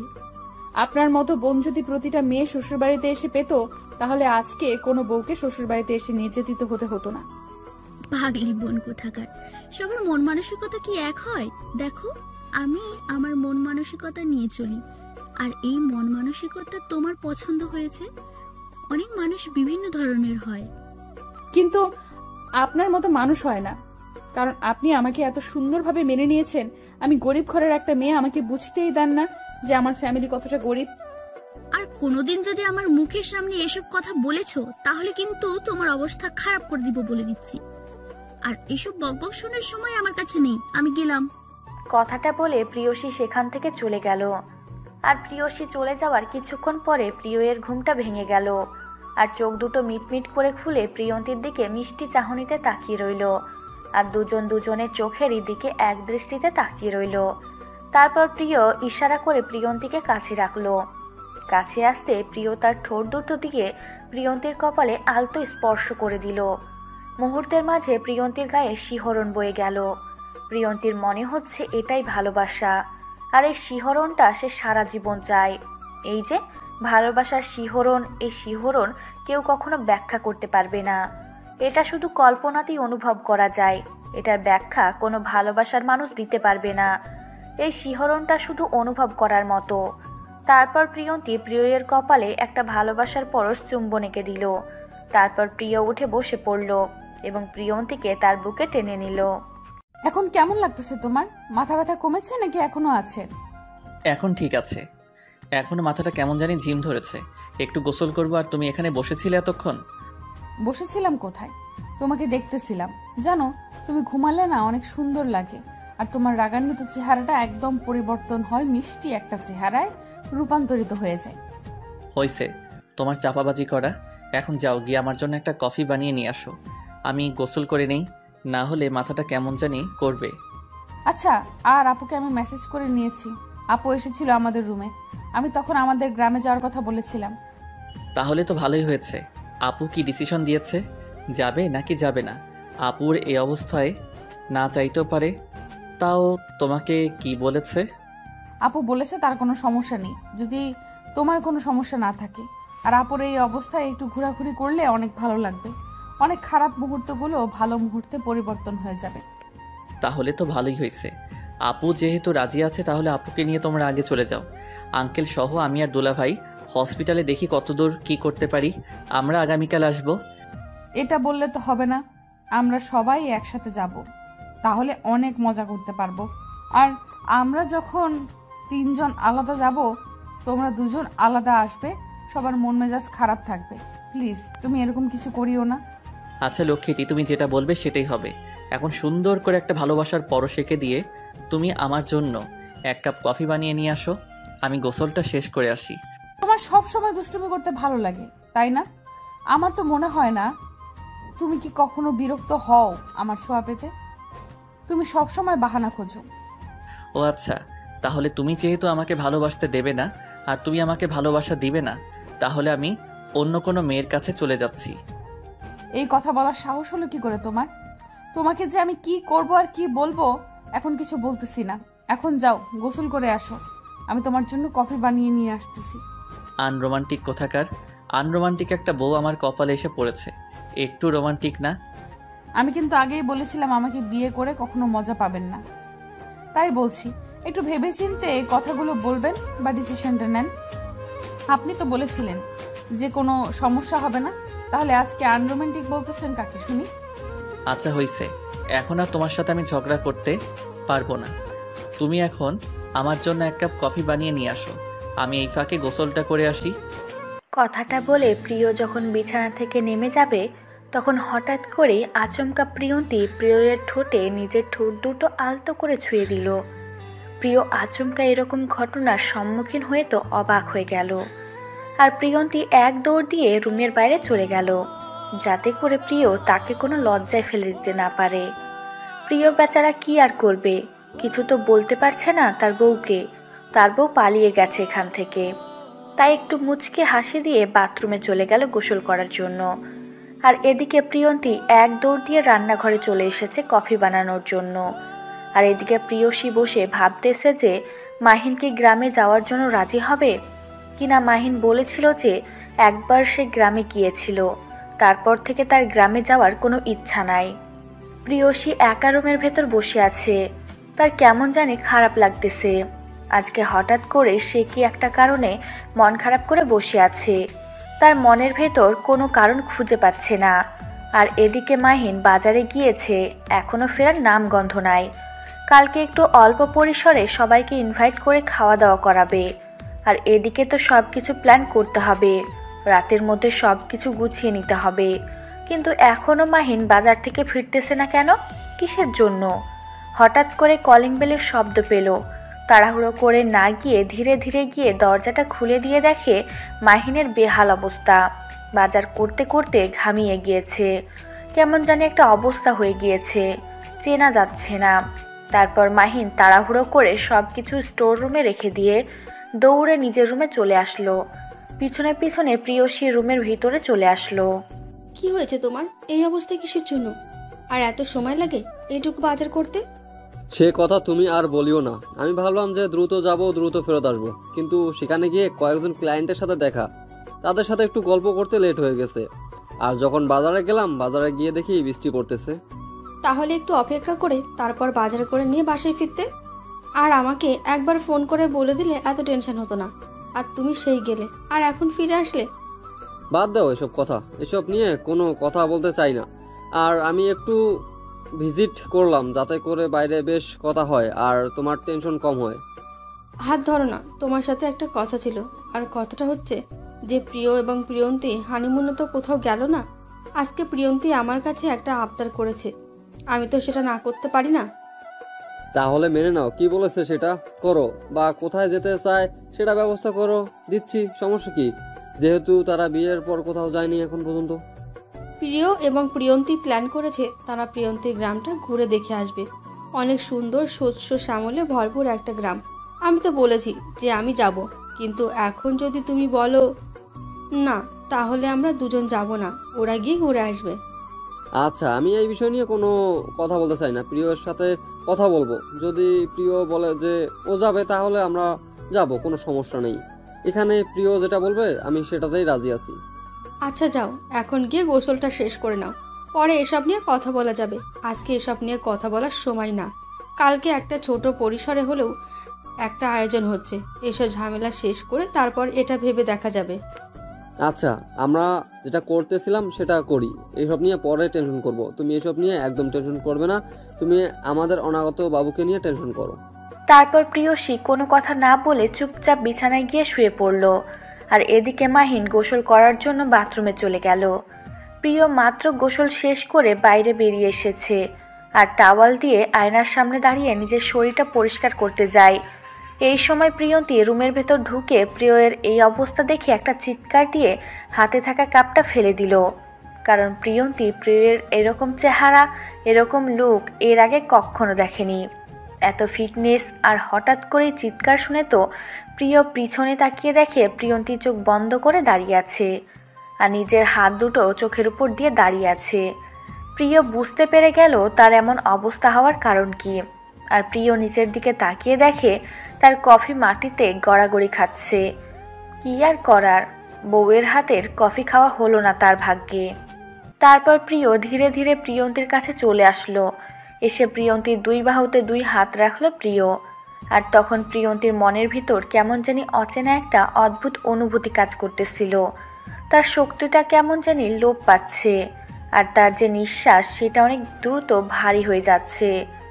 স্বাভাবিকভাবে নিঃশ্বাস নিতে পারতেছে না, তার হার্টবিট কেমন জানি থেমে যাচ্ছে। আর প্রিয়ন্তীর চোখ খোলা তো দূরের কথা, নিঃশ্বাস নিবে সেই নিঃশ্বাসটা পর্যন্ত ভালো মতো নিতে পারতেছে না। আর প্রিয়ের নিঃশ্বাস তার মুখের উপর পড়তেছে। কেমন জানি একটা অদ্ভুত অনুভূতি কাজ করতেছে প্রিয়ন্তীর মনের ভেতর। আর প্রিয়ন্তীর ইচ্ছে করতেছে এখান থেকে দূরে কোথাও চলে যেতে একটা দৌড় দিয়ে, কিন্তু কোনো এক অজানা বাধায় সে আবদ্ধ হয়ে সেখানেই দাঁড়িয়ে আছে। চাইলেও সে সেখান থেকে এক পা কোথাও যেতে পারতেছে না। প্রিয়ন্তী শেষ পর্যন্ত নিজেকে ধরে রাখতে পারল না, গাটা এলিয়ে দিল প্রিয়ের বুকে। কি হলো, তুমি ঠিক আছো তো? এই প্রিয়ন্তী, এই মায়াবতী, কি হলো? আমি নিঃশ্বাস নিতে পারতেছি না, আমার হার্টবিট কাজ করতেছে না, আমি চোখ খুলে তোমাকে দেখতে পারতেছি না। এটা কি হয় আমার সাথে? আরে পাগলি, এটা কোনো ব্যাপার না, সব ঠিক হয়ে যাবে। তুমি তাকাও আমার দিকে, দেখো, সাহস করো, আর আমার দিকে সুন্দর করে তাকাও, সব ঠিক হয়ে যাবে। আমি পারতেছি না, আমার কেমন যেন দম বন্ধ হয়ে যাচ্ছে, আমার হার্টবিট ঠিক মতো চলতেছে না। তোমাকে দেখে আমার এরকম কেন হয় বলো প্লিজ? তোমার প্রতিটা স্পর্শে আমার মনের ভেতর শিহরণ বয়ে যায়। আরে বাকি সব কিছু ঠিকঠাক হয়ে যাবে। তুমি এখন আমার কফি কোথায়? কি করলে? আমি যে কফি খেতে চাইলাম আমার বউয়ের হাতের, সেই কফি কোথায়? সত্যি তুমি আমাকে কখনো ছেড়ে যাবে না তো? তুমি যদি আমাকে কখনো ছেড়ে যাও, সত্যি আমি মরে যাব। আমার ইচ্ছে করতেছে তোমাকে সারা জীবন বুকের ভেতর ধরে রাখি। আমার ইচ্ছে করতেছে যদি পারতাম আমি তোমার মাঝে হারিয়ে যেতাম। প্রিয় খুব ভালো করে বুঝতে পারলো প্রিয়ন্তীর মনের ভিতর কোনো কিছু চলতেছে। তাই প্রিয় প্রিয়ন্তীকে কোলে তুলে নিয়ে গিয়ে বিছানার উপর বসিয়ে দিল। আর প্রিয় প্রিয়ন্তীর কোলে মাথা রেখে নিচে বসে পড়ল। তখন প্রিয়ন্তী চোখ খুলে প্রিয়ের দিকে তাকিয়ে রইল অবাক দৃষ্টিতে। কি সুদর্শন একটা চেহারা! এখন প্রিয়ন্তী বুঝতে পারতেছে এমনিতেই তো আর এত মেয়ে তার স্বামীর উপর ক্রাশ খাইতো না। এখন সে খুব ভালোভাবে বুঝতে পারতেছে যে কোনো মেয়ে তার স্বামীকে দেখলে দুর্বল হয়ে যাবে, এটাই স্বাভাবিক। কিন্তু এই ছেলেটা আজকে তার স্বামী, আর এই ছেলেটা নাকি তাকে পাগলের মতো ভালোবাসে। প্রিয়ন্তী বুঝতে পারতেছে না তার মাঝে কি এমন আছে যার জন্য প্রিয় তার ভালোবাসায় পাগল। দেখো, এরকম করলে তো আর হবে না। আমিও তোমাকে ভালোবাসি। বলো তো, তোমার চোখ, তোমার পুরো মুখ সাক্ষী দিচ্ছে তুমি আমাকে কতটা ভালোবাসো। দেখো, আর বলে বোঝাতে পারবো না যে কি পরিমাণ ভালোবেসে ফেলেছি আপনাকে। আর হ্যাঁ, আমি জানি না কেন এরকম হয় মাঝে মাঝে। আপনার স্পর্শগুলো আমাকে এতটাই কষ্ট দেয়, মনে হচ্ছে যে এইভাবে এটাই আমার শেষ পাওয়া আপনার থেকে। তোমাকে একটা কথা বলি, তোমার মতো করে কেউ আমাকে ভালোবাসেনি। তোমাকে সবসময় বলেছি সবাই আমার কাছে এসেছিল টাকার জন্য, আর আমি না বুঝে তাদের মিথ্যা ভালোবাসায় আবদ্ধ হয়ে গিয়েছিলাম সত্যি ভেবে। কিন্তু সত্যিকারের ভালোবাসাটা আজকে আমি বুঝতে পারতেছি। আচ্ছা, এখন আমি আপনার জন্য আরেকটা কফি বানিয়ে নিয়ে আসি। ভুলবশত হাত থেকে পড়ে গিয়ে ভেঙে গিয়েছে, প্লিজ রাগ করবেন না। এখন আবার আপনি হয়ে গেলাম? কত সুন্দর করে তুমি করে বলতেছিল, আর হঠাৎ করে তোমার কি জানি হয়ে যায়। তুমি সবকিছু গোলমাল বাঁধিয়ে দাও। আমি যখন যেটা খুশি সেটা বলেই আপনাকে তখন সম্বোধন করব। আপনার তাতে কোনো সমস্যা আছে শুনি? আমার আবার কোনো সমস্যা থাকবে কিসের জন্য? তোমার যা খুশি তাই বলে তুমি আমাকে সম্বোধন করতে পারো, প্রিয় মায়াবতী। আচ্ছা, আপনি এখানে থাকেন, আমি এক কাপ কফি বানিয়ে নিয়ে আসতেছি। পানি গরম আছে, বেশিক্ষণ সময় লাগবে না। এখন আর কফি বানাতে হবে না, তুমি রেডি হও। আজকে বাইরে যাব, সন্ধ্যার পর বাসায় ফিরবো। আর কোনো কথা চলবে না। সত্যি তোমাদের গ্রামের রূপ সৌন্দর্য অনেক সুন্দর, অনেক মনোমুগ্ধকর। এখানে না আসলে বুঝতেই পারতাম না যে এত সুন্দর হয়। আপনাকে বলেছিলাম না গ্রাম অনেক সুন্দর হয়, সব সময় প্রকৃতির সাথে মিশে যাওয়া যায়। আমার শহরটা কেমন যেন যানজট মনে হয় আমার কাছে। কিন্তু কিছু করার থাকে না। জীবনে ভালো কিছু করতে চাইলে শহরে গিয়ে থাকতে হয়। গ্রামে থেকে কোনো কিছু করা সম্ভব না, সেটা তোমাকে মানতে হবে। আমি তো বলতেছি না যে শহর খারাপ, আমি বলতেছি গ্রামটা মনোমুগ্ধকর আর গ্রামের প্রকৃতি অসাধারণ। এটাই বলছি, গ্রামের রূপ সম্পর্কে কথা বলছি, আমি কম্পেয়ার করতেছি না। তোমার কথায় যুক্তি আছে। এখন বাসায় ফিরতে হবে, আর তুমি চাইলে এখানে থাকতে পারো, কিছুদিন পর শহরে আসতে পারো, কোনো সমস্যা নেই। আমি এখানে একা থেকে কি করব? সবাই শহরে চলে যাবে, আমি এখানে একা থাকতে পারবো? আর কয়েকদিন ঘুরলাম, সবার সাথে বের হলাম, দেখা করলাম, কারো সাথে তো দেখা করার নেই, তাহলে এখানে থেকে কি করব? এ তো তোমার জন্মস্থান, তোমার একটা জন্মভূমি। তুমি এখানে কিছুদিন। কথাটা যেন মাথায় থাকে, আর কখনো যদি এভাবে কথা বলছো তাহলে সত্যি সত্যি চলে যেও, আর কখনো ফিরে আসবে না, কথাটা মাথায় রেখো। আর বললাম তো, আর কখনো এরকম হবে না। সবাই আমাদের জন্য অপেক্ষা করতেছে, আর আমরা এখানে এখনো দাঁড়িয়ে আছি। সবাই কি ভাববে যে আমাদের কথা শেষ হচ্ছে না, আর আমি তো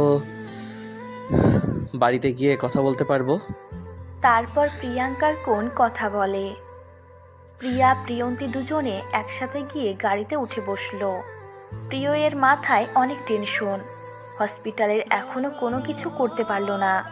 আজকে রাত্রে গিয়ে সবাই মিলে বাসায় যাবে, কি হয় না হয়, তাদের কি আবদার, তারা হসপিটাল ফেরত দিবে কি দিবে না, এসব নিয়ে কথা বলবো সবার সাথে আজকে। আর মাহিনও অনেক টেনশনে আছে, এই খবর এখন পর্যন্ত প্রিয়সী জানে না। আর মাহিন এবং প্রিয় এই দুজন ব্যতীত আর যারা এসব চক্রান্ত করে হসপিটাল নিজেদের করে নিয়েছে তারা ব্যতীত কেউ জানে না এই খবরটা। মাহিন এবং প্রিয় দুজন দুজনের দিকে তাকিয়ে চোখে চোখে ইশারা করতেছে। তাদের এখানে বেশিক্ষণ থাকা যাবে না, খুব দ্রুত ফেরত যেতে হবে, না হলে আর কিছুদিন গেলে হসপিটাল তারা আর কোনোদিন পাবে না। এটাই সময়, তারা শহরে পৌঁছে গেল এবং প্রিয়ন্তী এবং সবাই একসাথে বাসায় এসে পৌঁছে গেল। সবাই বাসায় এসে যার যার রুমে চলে গেল। তোমাকে আমি বেশ কিছুদিন ধরে লক্ষ্য করতেছি, অনেক টেনশনে থাকো। মনে হয় তোমার চোখ দেখলে বুঝতে পারি তুমি কেমন জানি চুপ হয়ে যাচ্ছ। টেনশন করতে করতে কি হয়েছে আমাকে বলো তো। সেদিন তোমাকে বললাম হসপিটালটা আমাদের সবার কাছ থেকে দূরে চলে যাচ্ছে, দিন দিন হাতের নাগালে আনতে পারতেছি না। আচ্ছা, এটা নিয়ে এত টেনশনে আছো তুমি? একটা কাজ করো, তুমি পুলিশের কাছে যাও আর তাদেরকে সবকিছু খুলে বলো। তোমার ডকুমেন্ট, তোমার যেটা ভালো মনে হয় সেটা করো। আমি বলবো না তুমি এইটা করো ওইটা করো, কারণ আমি এই সম্পর্কে কিছু জানি না। শহরের মানুষেরা আমার জানা মতে অনেক খারাপ হয়। তুমি দেখে শুনে কাজ করো, কারো যেন কোনো ক্ষতি না হয়, তাহলে আমি বেঁচে থাকতে পারবো না, সাথে পুরো পরিবার শেষ। আমাকে নিয়ে টেনশন করো না, সব কিছু ঠিক হয়ে যাবে। আর আমি একসাথে যাচ্ছি না, দুলাভাই সহ যাচ্ছি। আর আজকে রাতে বাসায় যদি না ফিরি তো বলবা যে আমরা হসপিটালের ব্যস্ততায় আজকে বাসায় ফিরতে পারবো না। তোমাকে ফোন করে জানিয়ে দিয়েছি। আমিও যাব তোমার সাথে, আমি তোমাকে একা ছেড়ে দিতে পারি না। আর তুমি আজকে বাসায় ফিরবে না। কিসের জন্য? এত ইম্পর্টেন্ট কাজ আছে যে রাত্রে করতে হবে, দিনে করা যাবে না? দেখো, তুমি এসব বুঝবে না। তুমি গ্রাম থেকে এসেছো, শহরের নিয়ম নীতি একটু অন্যরকম। আর যারা একটু খারাপ লোক তারা দিনে কখনো তাদের মুখোশ খুলে সবার সামনে আসেন না, তারা রাতের অন্ধকারে মুখোশ পরে থাকে। আমার না কেমন জানি লাগতেছে, তোমাকে একা যেতে দিতে ইচ্ছে করতেছে না। সাথে আবার দুলাভাই যাবে, দুইটা মানুষ, তোমরা সেখানে গিয়ে কি করবে? তারা তো অনেক মানুষ থাকবে। দেখো, তারা আমাদের কিছু করতে পারবে না। আর যখন আমি তোমাকে সঙ্গে করে নিয়ে যাব তখন তারা আমাদের একটা দুর্বল জায়গা পাবে। আর তোমাকে যদি তারা জিম্মি করে তাহলে তো তারা যেটা বলবে সেটাই আমাকে আবারও শুনতে হবে। প্লিজ, তুমি এরকম কোনো বাহানা করিও না। তুমি বাসায় থাকো, আপুকে দেখাশোনা করো। আমি যাব, সকালের মধ্যে ফিরে আসব, সব কিছু ঠিকঠাক করেই ফিরবো। তাহলে দেখে শুনে যাও। আর শোনো, নিজের একটু যত্ন নিও, কারণ বলা যায় না। আর দেখে শুনে কথা বলবা, যেটাই করবা সবকিছু আগে প্ল্যান করে রাখবা, তারপর সেই কাজ করবা, তার আগে কিছু করিও না। Other side. মাথা চুলকাতে হবে, প্রিয় আমাকে ফোন দিচ্ছে। আর তো কোনো কাজ আছে, তুমি থাকো। আর না হলে আমি প্রিয়ন্তীকে বলতেছি তোমরা দুজন আজকে একসাথে থাকবে। কেন তোমরা রাতে বাসায় ফিরবে না? দুজনে সারা রাত হসপিটালে কি করবে? আর হঠাৎ করে এরকম প্ল্যান মানে বুঝলাম না। তুমি না তখন আমাকে বললা সব কিছু ঠিকঠাক আছে আর রাত্রে কোথাও যাবে না? দেখো প্রিয়, আমাকে ডাকতেছে, আমি না করতে পারবো না, তাই না? আর তাকে তো একা হসপিটালে রেখে আমি বাসায় থাকতে পারবো না। আর একটা রাতের ব্যাপার, সমস্যা হওয়ার কথা না, আমরা সকালেই ফিরে আসবো। কি আর বলবো আমি, যেহেতু দুজনে যাচ্ছ দেখে শুনে যাই হোক। আর হসপিটালে তো এখন একটু মনে হচ্ছে ঝামেলা চলতেছে। আমাদের কাছ থেকে কিছু লুকিয়ে রাখতেছ তোমরা দুজন? তুমি এখন কোনো টেনশন নিবে না মাথায়। আর হসপিটালে কিসের ঝামেলা চলবে? আর ঝামেলা চলতেছে তাহলে আমি তোমাকে বলতাম না? তুমি এখন এই সময় হসপিটালের কথা কেন মনে করতেছো বুঝতে পারতেছি না। তোমার এখন রেস্ট দরকার। তোমার কথা শুনে কেমন জানি আমার সন্দেহ লাগছে। সত্যি কি হসপিটালে কোনো সমস্যা হচ্ছে? যদি হয়ে থাকে আর আমার কাছ থেকে যদি তুমি সেটা লুকিয়ে রাখো, পরে যদি জানতে পারি তাহলে তোমার সাথে আমি নাই। বুঝতে পারতেছি তুমি এখন আর আমাকে আগের মতো বিশ্বাস করতে পারো না। এখন আমি তোমার কাছে একটা অবিশ্বাসের বস্তু হয়ে গিয়েছি, তাই না? আমি বলতেছি না অবিশ্বাসের বস্তু হয়ে গিয়েছো, বলতেছি তুমি আমার কাছ থেকে যদি কিছু লুকিয়ে রাখার পরেও যদি এটা নিয়ে কোনো ঝড় ঝামেলা হয় তাহলে কিন্তু। কিচ্ছু হবে না, তুমি টেনশন নিও না, সবকিছু ঠিকঠাক আছে। তুমি থাকো, আমি যাচ্ছি। আর বেশি দেরি করলে পরে সকালে ফিরতে দেরি হবে।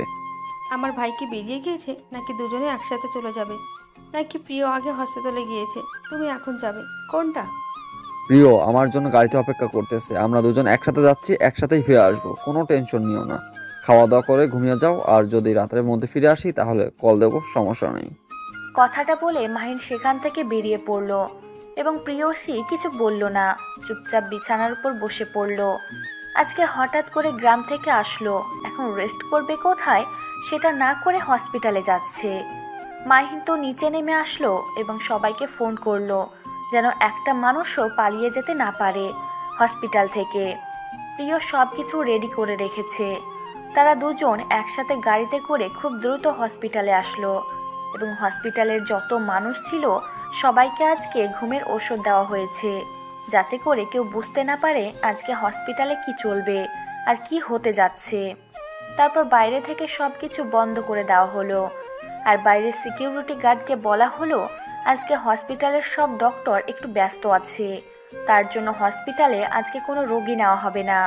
তারপর প্রিয় এবং মাহিন তাদের মিটিং রুমে বসলো আর সবাইকে খবর দিল যেন মিটিং রুমে চলে আসে। তারপর সবাই মিটিং রুমে উপস্থিত হলো, কিন্তু এখন যারা এই হসপিটালটাকে নিজেদের করে নিয়েছে তারা কেউ সেখানে উপস্থিত হলো না, তারা আলাদাভাবে একটা মিটিং বসিয়ে দিয়েছে। তারপর প্রিয় সবাইকে সব কিছু খুলে বলে দিল, হসপিটালে যত স্টাফ আছে, একজন কর্মচারী থেকে শুরু করে একজন ডক্টর পর্যন্ত সবাইকে মিটিংয়ে উপস্থিত করানো হয়েছে। তারপর সবাইকে সব কিছু খুলে বলে দিল আর সবাই সত্যিটা জানার পর অনেক অবাক হয়ে গেল যে তারা এতদিন এই ঘটনা সম্পর্কে কিছুই জানতে পারল না। তারপর প্রিয় বলল তার কাছ থেকে কিভাবে তারা হসপিটালটা নিজেদের করে নিয়েছে আর তাকে কিভাবে বোকা বানিয়েছে। সবাইকে বলে দিল যদি কেউ কিছু বলে, তাদের সম্পর্কে জেনে থাকে বা তাদের কোনো কথা কেউ শুনে থাকে, যদি এখন তাকে কেউ ইনফরমেশন দেয় তার প্রমোশন হবে এবং স্যালারি দ্বিগুণ হবে। কিন্তু সেখানে উপস্থিত থাকা কেউ কোনো কথা বলতে চাইল না, কারণ তারা কেউ কিছু জানে না। হঠাৎ করে একজন কর্মচারী দৌড়ে এসে মিটিংয়ে উপস্থিত হলো, সবাই তার দিকে তাকিয়ে রইল। কর্মচারীটা অনেক হাঁপিয়ে গিয়েছে, যার জন্য কথা স্পষ্টভাবে বলতে পারতেছে না। সবাই তাকে সাইড দিল। কর্মচারী দৌড়ে এসে প্রিয় ভাইয়ের পাশে দাঁড়িয়ে পড়ল। স্যার, বড় সাহেবরা আপনাকে আর মাইন স্যারকে মেরে ফেলার জন্য প্ল্যান করতেছে। আপনারা প্লিজ এখান থেকে দ্রুত চলে যান।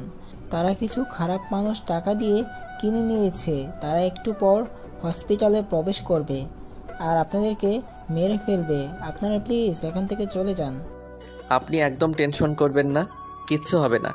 আমরা সবাই মুক্ত থাকবো, কারো কোনো ক্ষতি করতে পারবে না, এই কথাটা আমি আপনাদেরকে দিচ্ছি। আপনারা এই রুমেই থাকবেন, এই রুম থেকে কোথাও বের হবেন না। স্যার, আপনি আমার কথাটা একটু সিরিয়াস সহকারে নেন আর আপনারা এখান থেকে চলে যান। যদি বেঁচে থাকেন অনেক হসপিটাল করে তুলতে পারবেন। আমি তো এই হসপিটালে দীর্ঘ 40 বছর যাবৎ কাজ করতেছি। বড় সাহেব যখন থেকে ছিল আমিও তখন থেকে আছি। প্লিজ স্যার, আপনাদের জীবনের মূল্য অনেক বেশি। দেখেন, আপনারা সবাই আমাদের ভালোবাসার মানুষ। আপনারা সবাই আমাদের হসপিটালে চাকরি করে একটা বেতন পান, আর সেই বেতন দিয়ে আপনাদের সংসার চলে। আমি চাই না আপনাদের সেই সুযোগ থেকে বঞ্চিত করতে। যদি আজকে তাদের হাতে হসপিটালটা চলে যায় তাহলে আপনাদের কাউকে এখানে রাখবে না। তাহলে এখন আমাদের উপায়? আমরা তো মরেই যাব, আর আমাকে কে চাকরি দেবে? প্লিজ একটা কিছু করেন যাতে করে আমার সংসারটা মরে না যায়। সবাইকে আমি দুবেলা মুঠো ভাত যেন খাওয়াতে পারি। এখন আমি যেটা আপনাদেরকে বলবো আপনারা সেটাই করবেন। সব কিছু স্বাভাবিক রাখবেন, সব কিছু স্বাভাবিকভাবে চলবে। আর কে আসে আমাকে মানার জন্য সেটা আমি দেখে নেব। আর আমরা আজকে রাতের মধ্যেই ওদেরকে এই দুনিয়া থেকে বিদায় করে দেব। আর এই কথাটা কেউ কাউকে বলবেন না, আর যদি বলেন তার বিপদ হবে। আপনারা তো আমাকে ভালো করেই চেনেন না। প্রিয়, এমন কিছু করা যাবে না যার জন্য অনেকের ক্ষতি হয়ে যায়, আর আমাদের সব কিছু বুঝে শুনে করতে হবে। আমি সব কিছু প্ল্যান করে রাখছি, আর আমাদের যে ছেলেগুলো আছে সবাই এখনো পর্যন্ত হসপিটালের চারদিকে ছড়িয়ে ছিটিয়ে আছে। কেউ আসলে সে জীবিত ফিরে যেতে পারবে না। সেগুলো যখন পুলিশের কাছে জানাজানি হয়ে যাবে তখন তো কেলেঙ্কারি হয়ে যাবে, আর আমরা তো অনেক বড় দোষী হয়ে যাব। আমরা এটা না করে আইনের আশ্রয় নিতে পারি, কিন্তু কোনো কিছু আপনার হবে না, সব কিছু আমি দেখে নেব। এখন 4 থেকে 5টা মানুষের জন্য বাকি সবার যে অবস্থা খারাপ হয়ে যাবে, আর কেউ তো মনে হয় খেতেও পারবে না। আমি তো সবাইরে চিনি। তাহলে তোমার যেটা ভালো মনে হয় সেটাই করো। আমি তোমাকে এখানে বাধা দেব না। যা করবি দেখে শুনে, নির্দোষ মানুষের জন্য কোনো ক্ষতি না হয়। আচ্ছা, আমি এখন বাইরে আছি, সবাই এই রুমে থাকবে, এই অবস্থান থেকে বের হবে না। আমি যতক্ষণ না ফোন বের করে বাহিরে আসতে বলবো। আমি কি করে থাকবো? তোমার মাথা ঠিক আছে? আমি তোমাকে একা ছেড়ে দিয়ে যদি তোমার কোনো কিছু হয়ে যায়, তোমার আপুকে আমি কি জবাব দেব? আর তোমার আপু কি আমাকে মাফ করবে কখনো? একসাথে 4টা জীবন নষ্ট হয়ে যাবে তাহলে। আপনাকে এখানে থাকতে হবে, কারণ আপনার এখানে দরকার আছে। আর এতগুলো মানুষের সেফটি আপনাকে দিতে হবে এখান থেকে। আমি বাইরেরটা দেখে নিব। আমরা বাইরে থেকে একটা রুম বদ্ধ করে রাখবো, তাহলে এখানে ঝামেলা হওয়ার কোনো আশঙ্কা নাই। আর সবাই তো এখানে বসে থাকবে, কিন্তু এখানে গন্ডগোল করবে না। আপনি একটু বোঝার চেষ্টা করেন, আপনার এখানে দরকার আছে। আর আমি তো একা যাচ্ছি না, আমার সাথে কয়েকজন থাকবে। তো আমি সবসময় আপনাকে ফোন দিয়ে থাকবো, কি হয় না হয় আপনাকে ডিটেলসে জানাবো। মাহিন কোনোভাবে রাজি হচ্ছে না যে এখান থেকে প্রিয়কে একা বাইরে যেতে দিবে, কিন্তু কি আর করার। শেষ পর্যন্ত প্রিয়ের কথার জোর কাটাতে না পেরে সেখানে থাকতে বাধ্য হলো। আর প্রিয় বাইরে চলে আসলো। সবার সাথে কথা বলা শেষ, এইখানে নাকি একটু ঝামেলা হবে। সবাইকে জানিয়ে দিল। সবাই সেই পজিশনে দাঁড়িয়ে গেল। আর এদিকে তার পিছে গুপ্ত মিটিং করছিল। সেই রুমে প্রিয় একা গিয়ে উপস্থিত হলো। প্রিয়কে সেখানে উপস্থিত হতে দেখে সবাই অবাক হয়ে প্রিয়ের দিকে তাকিয়ে রইল। সবাই কেমন যেন আক্রমণাত্মক দৃষ্টিতে প্রিয়র দিকে তাকিয়ে রইল। কি সেখানে কেউ কিছু বুঝে ওঠার আগেই কয়েকজন পুলিশ সেখানে উপস্থিত হলো। সেগুলো মোটেও আসল পুলিশ ছিল না, সবগুলো নকল পুলিশ ছিল। আর যাদেরকে প্রিয় নিয়ে এসেছে, সবাই পুলিশকে দেখে তো অনেক ভয় পেয়ে গেল। চুপচাপ সবাই সব কিছু ঠিকঠাক করে দিল। তারা যে কূটনীতি বুদ্ধি অবলম্বন করে প্রিয়ের কাছ থেকে হসপিটাল তারা তাদেরকে নিয়েছিল, সব কিছু খুলে বলে দিল। তারপর সব কিছু আগের মতো ঠিকঠাক করে দিল। তারপর সেই নকল পুলিশগুলোকে 5 জন ধরে নিয়ে গেল আর 2 জনকে সেখানে রেখে দিল। পরে এসে সেই 2 জনকে নিয়ে যাওয়া হলো, কারণ ওদেরকে বাঁচিয়ে রাখলে পরে আবার এই 2 জন অনেক বড় ঝামেলা করবে। শেষ পর্যন্ত 7 জনকে তারা নিয়ে গেল এবং পাহাড়ি অঞ্চলে নিয়ে আসা হলো তাদেরকে। তারপর এক এক করে হাত পা বেঁধে সবাইকে সুন্দরভাবে এক জায়গায় উপস্থিত করা হলো। তারপর চারিদিকে পেট্রোল দিয়ে আগুন লাগিয়ে দেওয়া হলো। দেখতে দেখতে 7 জনের দেহ পুরো ছারখার হয়ে গেল নিমেষের মধ্যে। তারপর সেই লোকগুলোকে প্রিয় 1 কোটি টাকা দিল, তারা যেন তাদের গ্রামে গিয়ে 1 বছর অনায়াসে থাকতে পারে। তারপর যেন শহরে ফিরে আসে। এই 1 বছর যেন তারা শহরের দিকে ধাবিত না হয়, সেই ব্যবস্থা করে প্রিয় সবাইকে বিদায় দিল। রাতের মধ্যেই তারা গ্রামে চলে গেল। আর প্রিয় হসপিটালের সবাইকে খুশির সংবাদটা দিল। সবাই অনেক খুশি হয়ে যে যার কাজে লেগে গেল। এত তাড়াতাড়ি সবকিছু হয়ে গেল কিভাবে? আমি তো বুঝতেই পারলাম না। আর কিভাবে কি করলে তুমি? আমাকে তো কিছুই বললে না। আর আমাকে ফোন দেওয়ার কথা ছিল, ফোনও দিচ্ছ না। আমি তো টেনশনে মরে যাচ্ছিলাম। কিচ্ছু হবে না, আমি বলতেছি আমার কিছু হয়নি। আর টেনশন করার কিছু নাই। এখন ভোর 4টা বাজে, এখন বাসায় যাব। আর সকালে গেলে তো অনেক প্রশ্ন করবে, তাই এখন গিয়ে ঘুমিয়ে পড়ব। আর আমরা তাদেরকে বলবো যে আমরা রাত 2টার পর বাসায় এসেছিলাম। আমাকে তোমার আপু ফোন দিয়েছিল রাত 3টার সময় যে আমরা এখন কোথায় আছি, আর আমি তাকে বলে দিয়েছি যে আমরা এখন হসপিটালে, আর 2 ঘন্টার মধ্যে আমরা বাসায় ফিরে যাচ্ছি। তাহলে তো এখন সেখানে গিয়ে মিথ্যা কথা বলার কোনো মানে হয় না, যেহেতু আগেই আপনি সব কিছু গড়বড় করে দিয়েছেন। যাই হোক, এখন চলেন বাসায় যাই। এখন হসপিটালে কি হলো? হসপিটালে কি আমাদের হাতে চলে এসেছে, নাকি সময় নিয়েছে তারা, নাকি না করেছে? কিছু তো একটা বলো আমাকে। আগে যেমন ছিলাম এখনও তেমনই আছি। সব কিছু আমাদের হয়েছে। আর তারা এখন দেশ থেকে বিদেশে চলে গিয়েছে।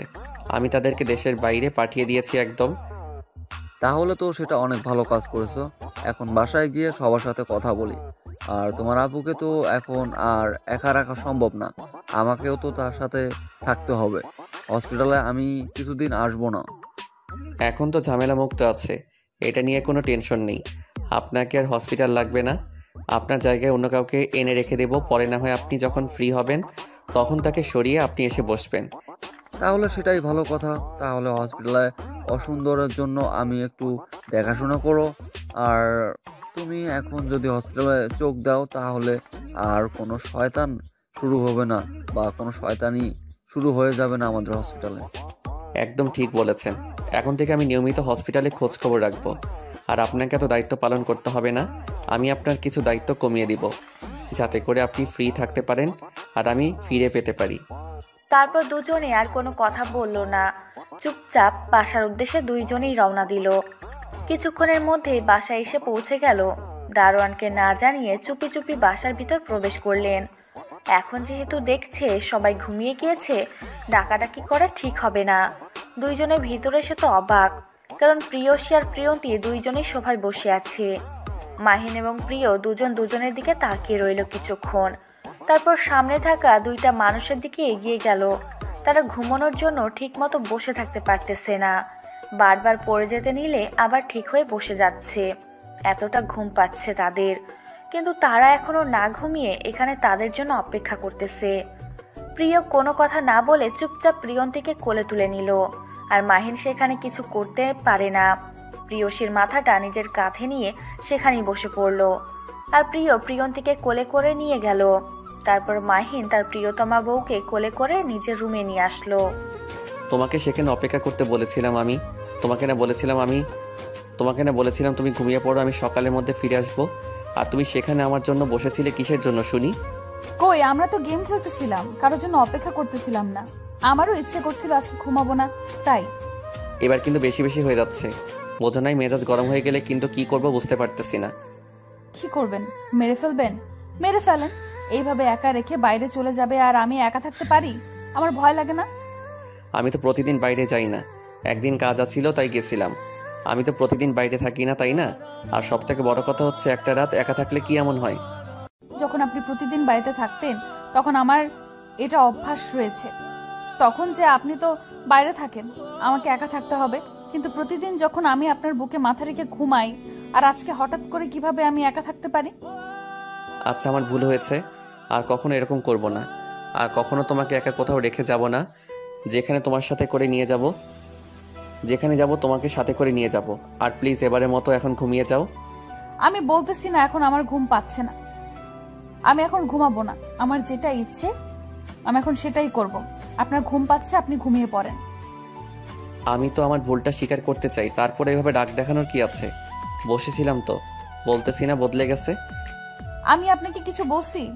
আপনি তো আপনাকে কিছু বলছেন না। তাহলে আপনি আমার সাথে কথা বলতেছেন, সেজন্য আপনি অনেক ক্লান্ত। এখন ফ্রেশ হয়ে এসে ঘুমিয়ে পড়েন। এবার কিন্তু একটু বেশি বেশি হয়ে যাচ্ছে, কারণ আমি বাইরে থেকে আসলাম। কোথায় তোমার মুখ দেখে, তোমার মুখে মিষ্টি মিষ্টি কথা শুনে নিজেকে শান্ত রাখবো, সেটা না করে এখন কি ঝগড়া করবো তোমার সাথে আমি? আমি কি একবারও বলেছি আপনি আমার সাথে ঝগড়া করেন? আমি শুধু বলেছি আপনি অনেক ক্লান্ত, ফ্রেশ হয়ে আসেন, তারপর ঘুমিয়ে পড়েন। আমার এখন ঘুম পাচ্ছে না। সেটা তো আমি দেখতে পাচ্ছি তোমার ঘুম পাচ্ছে নাকি না। আমি যদি এতক্ষণ ধরে না থাকতাম তাহলে তো এতক্ষণ কি অঘটন ঘটে যেত। বলতেছি না আমাকে ছেড়ে দেন, আমি ঠিক আছি, আমার কিচ্ছু হয়নি। আপনি তারপরও এরকম জোর জবরদস্তি কিসের জন্য বুঝতেছি না। আমি কোনো জোর জবরদস্তি অবশ্যই করতেছি না। এখন নিজেকে শান্ত করে আসো বিছানায়, আমার খুব ঘুম পাচ্ছে। এখন তুমি আমার বুকে মাথা রেখে ঘুমাবে। চলো দুজনে ঘুমিয়ে যাব। বুঝতেছি তো, আমার এখন ঘুম পাচ্ছে না। আর আপনাকে দেখে অনেক ক্লান্ত মনে হচ্ছে। আপনি এখন ফ্রেশ হয়ে শুয়ে পড়তে পারেন না? আপনি এখন যান, গিয়ে ফ্রেশ হয়ে আসেন।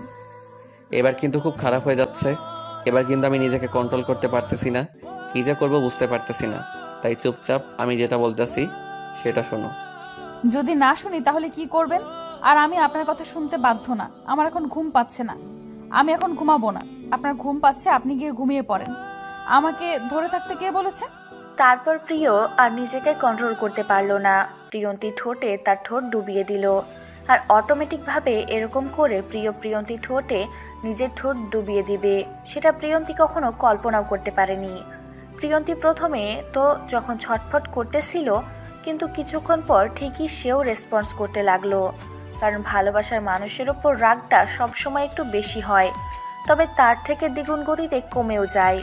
তারপর প্রিয়ন্তীকে কোলে করে বিছানায় নিয়ে গেল এবং প্রিয়ন্তীর উপরে শুয়ে পড়ল, আর দুজন দুজনের ভালোবাসায় নিমজ্জিত হতে লাগলো। এক পর্যায়ে প্রিয়ন্তীর ঠোঁট দুটো ছেড়ে দিয়ে তার গলায় নিজের ঠোঁট দুটো বসিয়ে দিল এবং প্রিয়ন্তী প্রিয়কে আঁকড়ে ধরল অনেক শক্ত করে। তারপর তাদের ভালোবাসার বহিঃপ্রকাশ ঘটিয়ে দিল। এক পর্যায়ে প্রিয়ন্তীর থেকে ছেড়ে দিয়ে শুয়ে পড়ল, আর প্রিয়ন্তী এসে প্রিয়ের বুকে মাথা রেখে শুয়ে পড়ল।